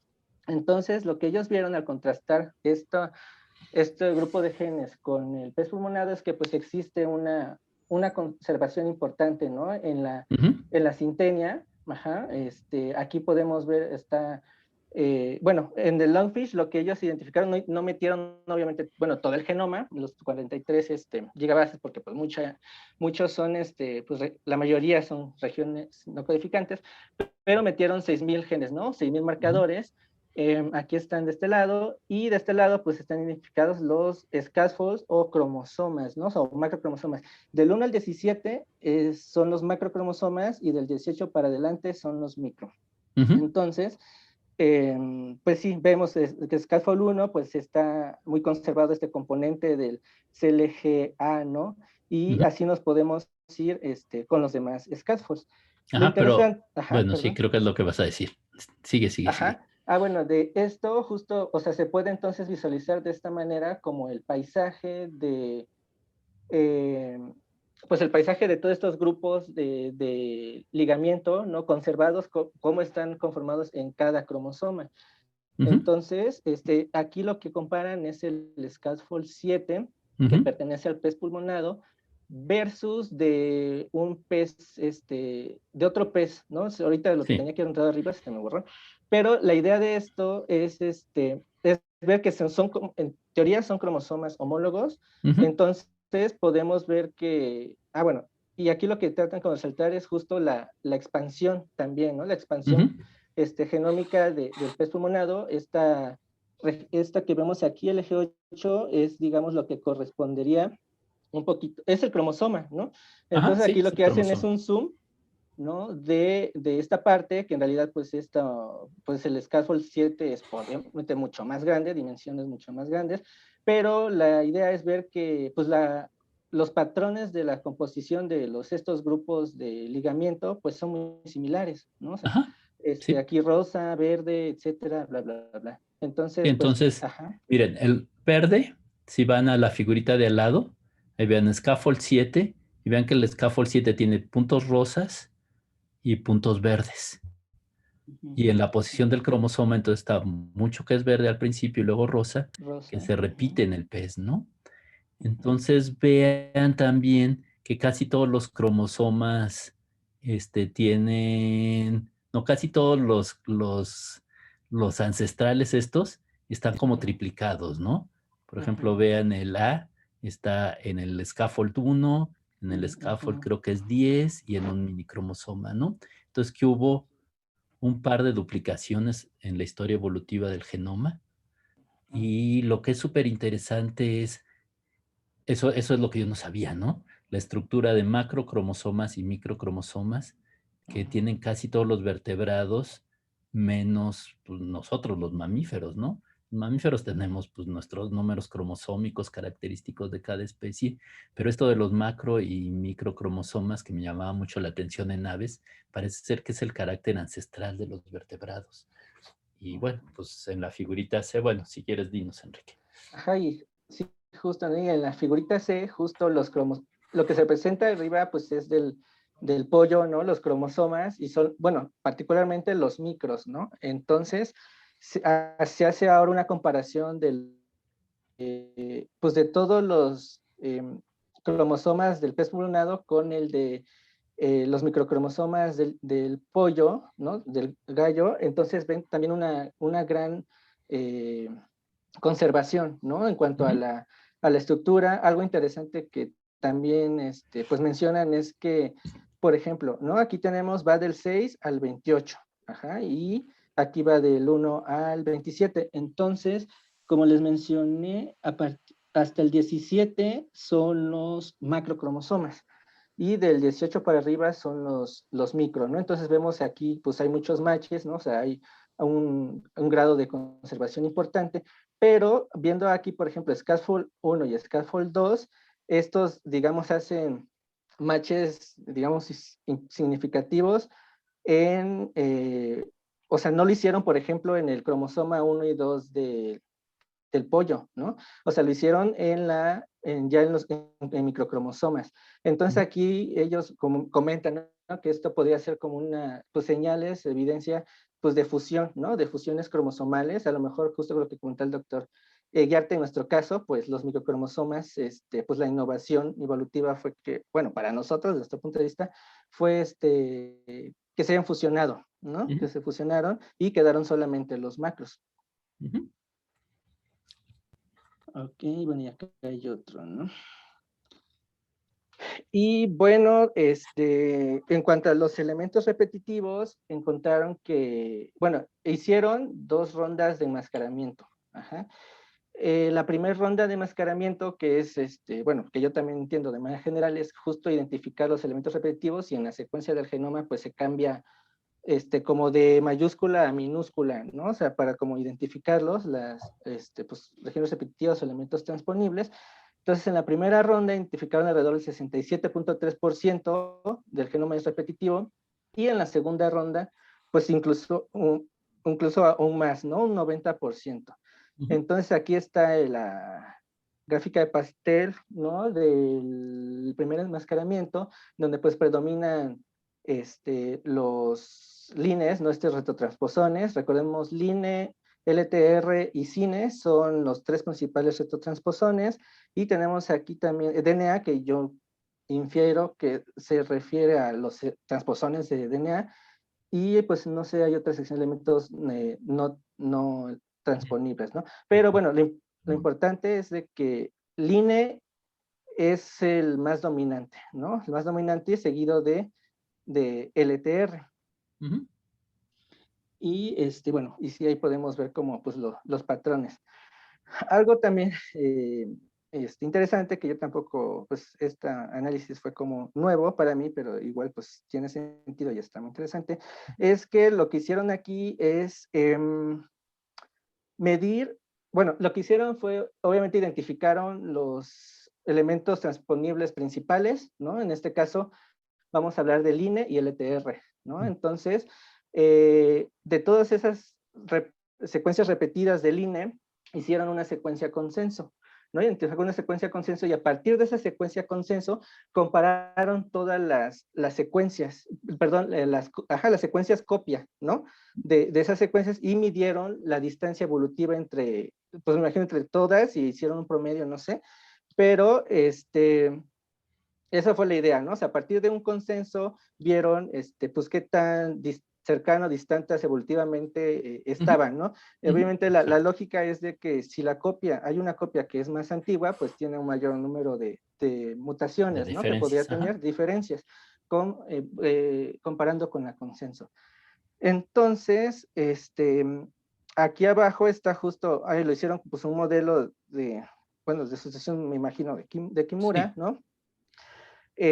Y vemos, o sea, por la razón en la que ellos dicen que hubo como dos ondas de expansión, ¿no? O dos ondas de expansión del genoma, es que podemos ver como dos patrones diferentes de sustitución, ¿no? O sea, vemos aquí, este es el primero que ocurre con los lines y los LTRs, y aquí vemos el segundo, ¿no? O sea, pero obviamente, pues gran parte del genoma, ¿no? Está, digamos, bajo esta distancia evolutiva, ¿no? O sea, Sí, como que la pues, idea es que hubo dos momentos de dos grandes momentos. expansiones, ¿no? Y uno Ujú. parecería ser relativamente reciente. Hubiera estado tal vez simpático, deben de haber tenido razones para no hacerlo, pero ponerlo en millones de años, ¿no? Cuando sucedió cada una de las expansiones, pero lo dejaron así, nada más en divergencia de Kimura. Pero bueno, de todas formas es muy interesante. Y luego creo que en material suplementario viene una comparación con el Sí, justo ajolote, aquí ¿no? está. Ah, Ajá. perfecto. Sí, justo, aquí está la comparación con Ambistoma mexicano, que bueno, también me interesó porque pues es uno de mis bichos de mi Ujú, proyecto. Entonces, lo que encontramos, lo que se ve aquí es que, bueno, primero, son diferentes las proporciones de LTRs y de líneas, perdón, y LTRs en las dos ujú. especies, ¿no? Vemos, por ejemplo, en pez pulmonado los line pues son más abundantes que en ambistoma, pero a lo mejor, de hecho, en ambistoma, y bueno, me fijé tantito en el artículo del ambistoma, Ujú. lo que predominan son los LTR, ¿no? En comparación con el pez pulmonado. Y eso pues interesante, obviamente, pues, indagar y todo eso, pues, el por qué, ¿no? O sea, Ujú. el porqué de eso. Y vemos aquí pues los dos patrones ya separados, ¿no? A comparación de acá, aquí ya están separados. Vemos pues más claramente como las dos ondas, los dos Ujú. patrones diferentes de o que infirieron las ondas de expansión. Aquí en el ajolote pues vemos pues tal vez dos también, pero no Ajá, tan bien definidas, ¿no? ajá, sí, exacto, es lo que yo vería. Exacto. Esta obviamente pues es la más. Y en LTR, pues en pez moronado no se ve, a lo mejor fue Ajá, solamente una, ajá, sí, pero en ambistoma estos han sido más dinámicos, ¿no? tal vez Evolutivamente tres, sí. hablando. Sí, bueno, pues esa es la idea, ¿no? Que en los organismos con genomas muy grandes ha habido distintos eventos de expansión del genoma dados por la expansión de las familias de elementos móviles, ¿no? Que pueden darse por muchas razones. Ven que hay gente que cree que tiene que ver con eventos de hibridación o cambios de ambiente, tal vez diferencias en la ecología, del tamaño efectivo pudieran ser importantes, pero pues es una de las tareas pendientes, ¿no? Porque hay genomas que no tienen estas expansiones y otros como estos dos que han tenido bueno, o el maíz también, ¿no? Y en distintos grupos completamente diferentes de organismos, ¿no? A mí estos análisis me llamaron muchísimo la atención y me gustaron muchísimo cómo lo hicieron. Además que Ajá. está bien explicado. Yo creo que como Sí, que no, a mí lo único que me hubiera gustado es ver como en millones de años cuando sucedieron las expansiones. Ujú. sí, pero yo creo que son datos bien interesantes que casi siempre dejamos allí y le ponemos atención como a Y la bueno, es parte. que para la biología evolutiva del genoma sí es muy importante. Para Sí, muchos estudios, pues es nada más basura, ¿no? Hay más elementos móviles, hay nada más nos complican el trabajo, etcétera, ¿no? sí, pero por ejemplo, Pero para tesis de licenciaturas o maestrías, o sea, con los genomas que ya hay, de doctorado, o Jocelyn. de doctorados también. No, digo, por ejemplo, en las calabazas que se tienen muchos en los O sea, colibríes. sí, para el análisis, pero para de veras entender la dinámica, sí es un proyecto. Sí, pero estoy de acuerdo, Jocelyn. Están A ver, súper. pero tenemos que apurarnos, tenemos 9 minutos, muchachos. Oh, Dios. Ah, Oh, bueno, Dios, no, oh, vamos Dios. bien, vamos bien, vamos bien. Bueno, y aquí nada más es como, o sea, estas gráficas son, pues midieron la cantidad de líneas y de LTRs en una sliding window de 10 megabases, ¿no? Entonces, lo que vieron, y esto lo hicieron en cada cromosoma, ¿no? Están aquí abajo, y pues nada más, ¿no? Como mencioné que en el caso este es solamente pez pulmonado, ¿no? Entonces, en el caso de los LTR, perdón, de los retrotransposones líneas, pues hay una tendencia a que pues en los macros en los macrocromosomas, pues hay una mayor cantidad que en los micro, ¿no? Y en LTR, pues no hay como un patrón claro, ¿no? Pero justo, pues es a lo mejor una cuestión, no sé, estructural, obviamente de regulación, pues de N posibles razones, pero pues también está como interesante, ¿no? Cómo cambia. Ujú. Y bueno, ya para terminar esta parte, lo que hicieron ya para visualizar, ¿no? De manera, pues, general, es hicieron, pues, un análisis de componentes principales, en donde, pues, metieron, pues, todos los datos de composición de, pues, los elementos transponibles, ajá, y las regiones repetitivas de, pues, muchas especies, ¿no? De peces, tanto actinopterígeos, acá hay los cartilaginosos, los sarcopterígeos, ¿no? En el que ellos está pues el pez pulmonado y el celocanto, y los tetrápodos.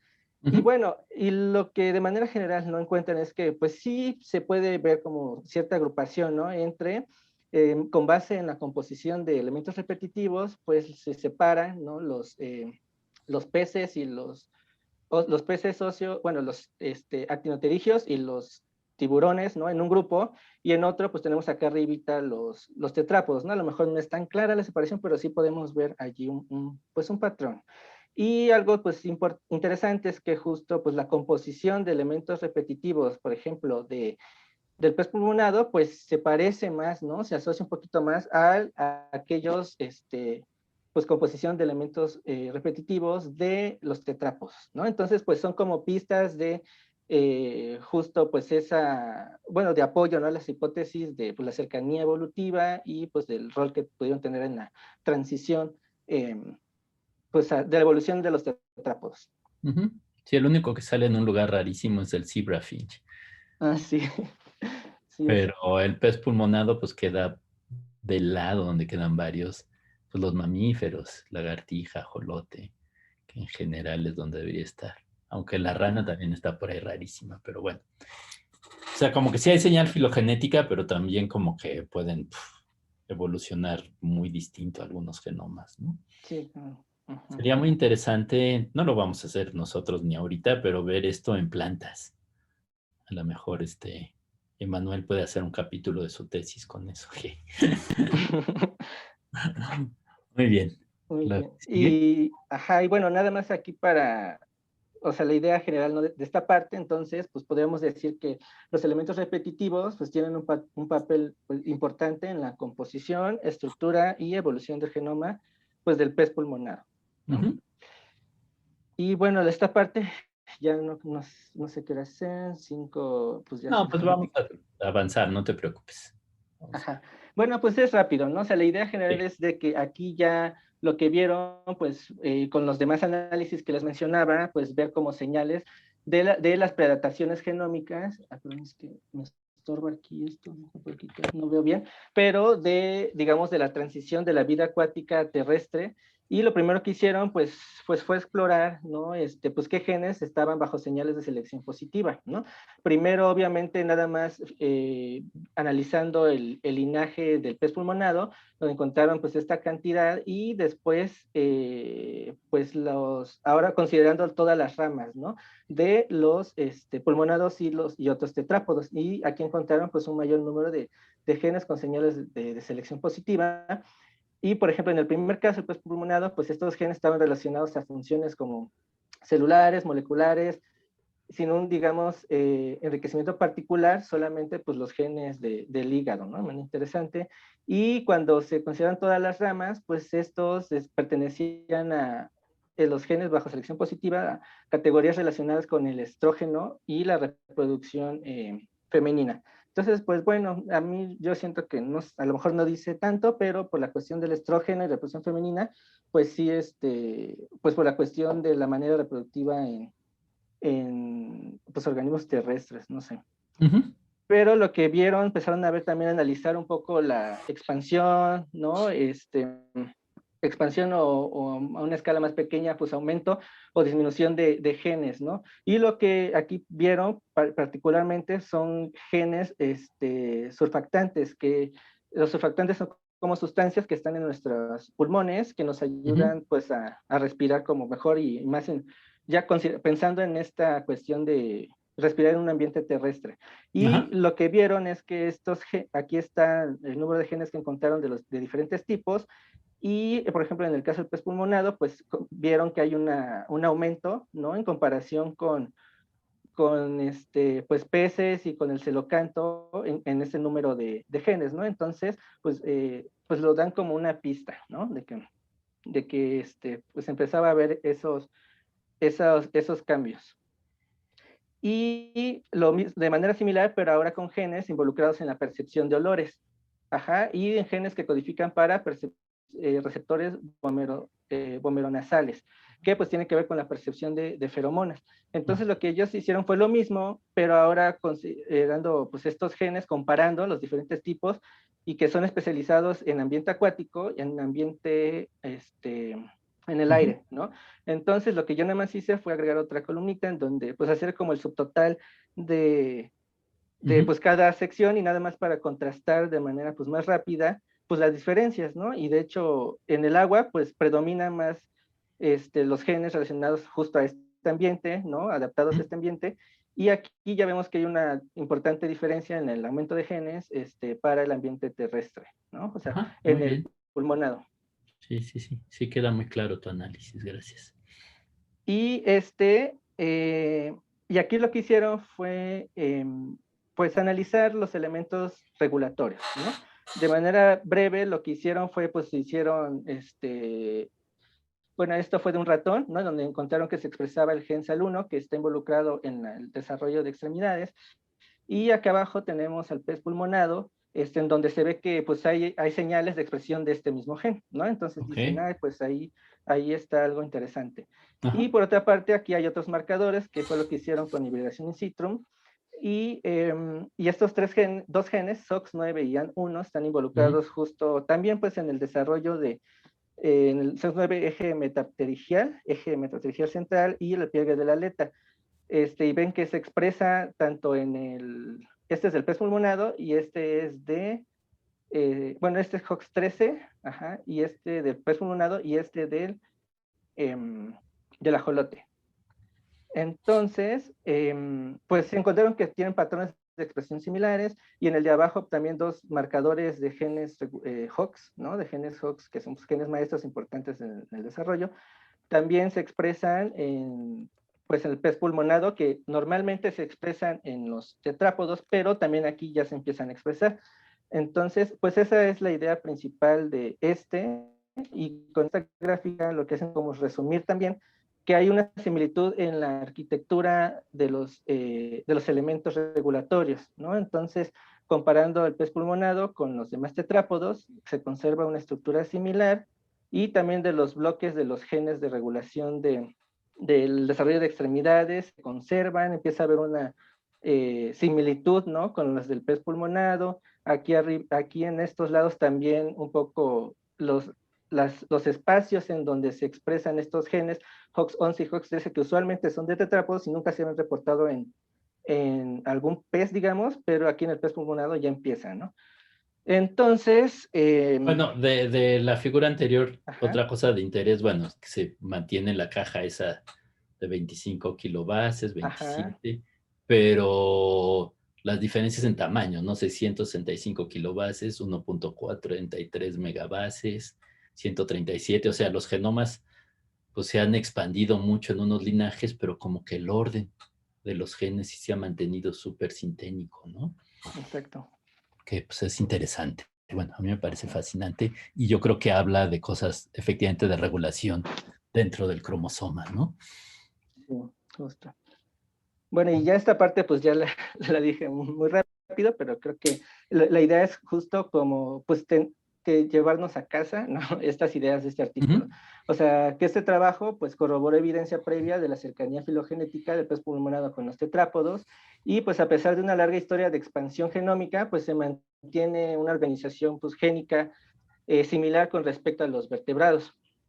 Y las principales señales de preadaptación genómica que se encontraron para la vida terrestre pues fue aumento de genes surfactantes, aumento de genes de receptores olfatorios, de genes relacionados a receptores, la arquitectura génica similar de elementos regulatorios, y la expresión de genes involucrados en el desarrollo de extremidades como AL1 y HOX13.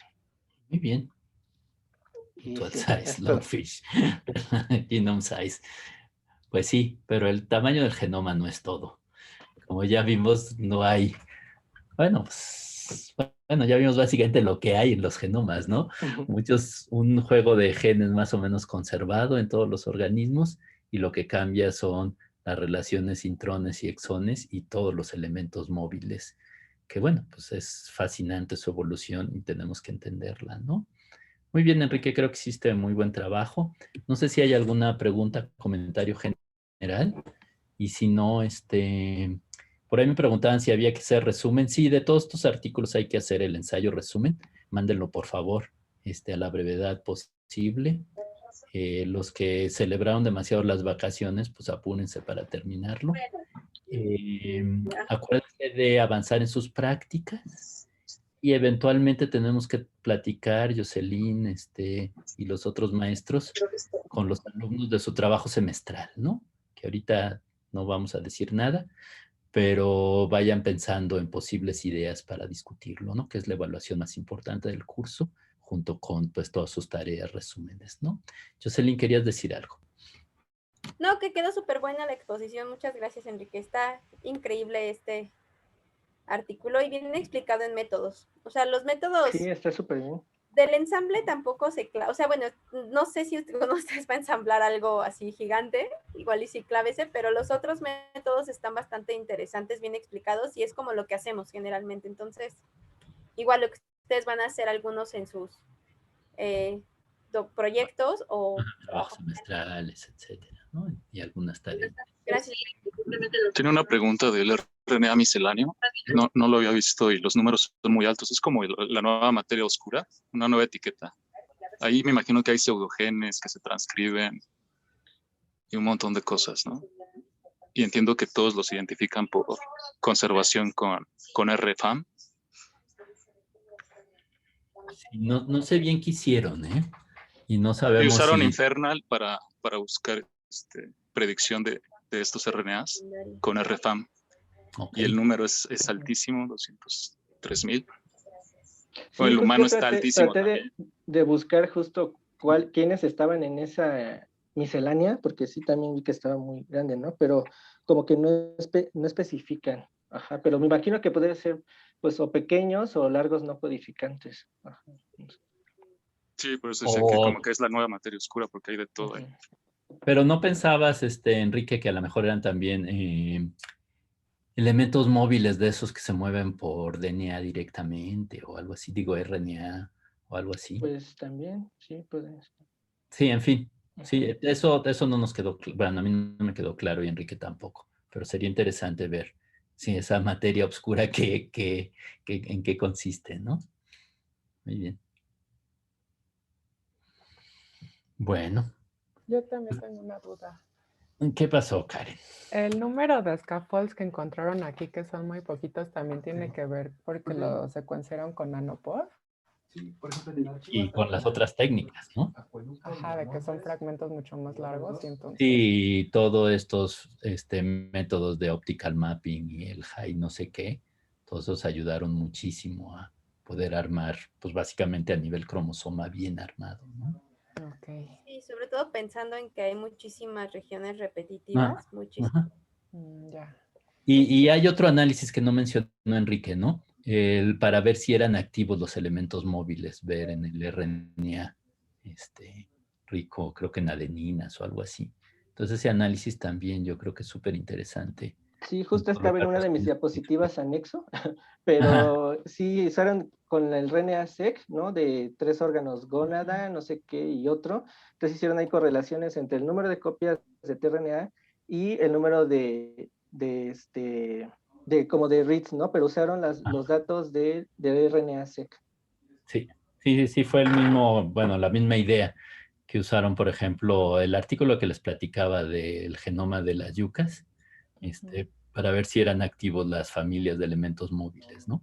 Con esa estrategia. Entonces, para los genomas que queremos hacer de los agaves, por ejemplo, que estoy seguro que están llenos de elementos móviles, Sí, exacto. es interesante trabajarlos, Karen.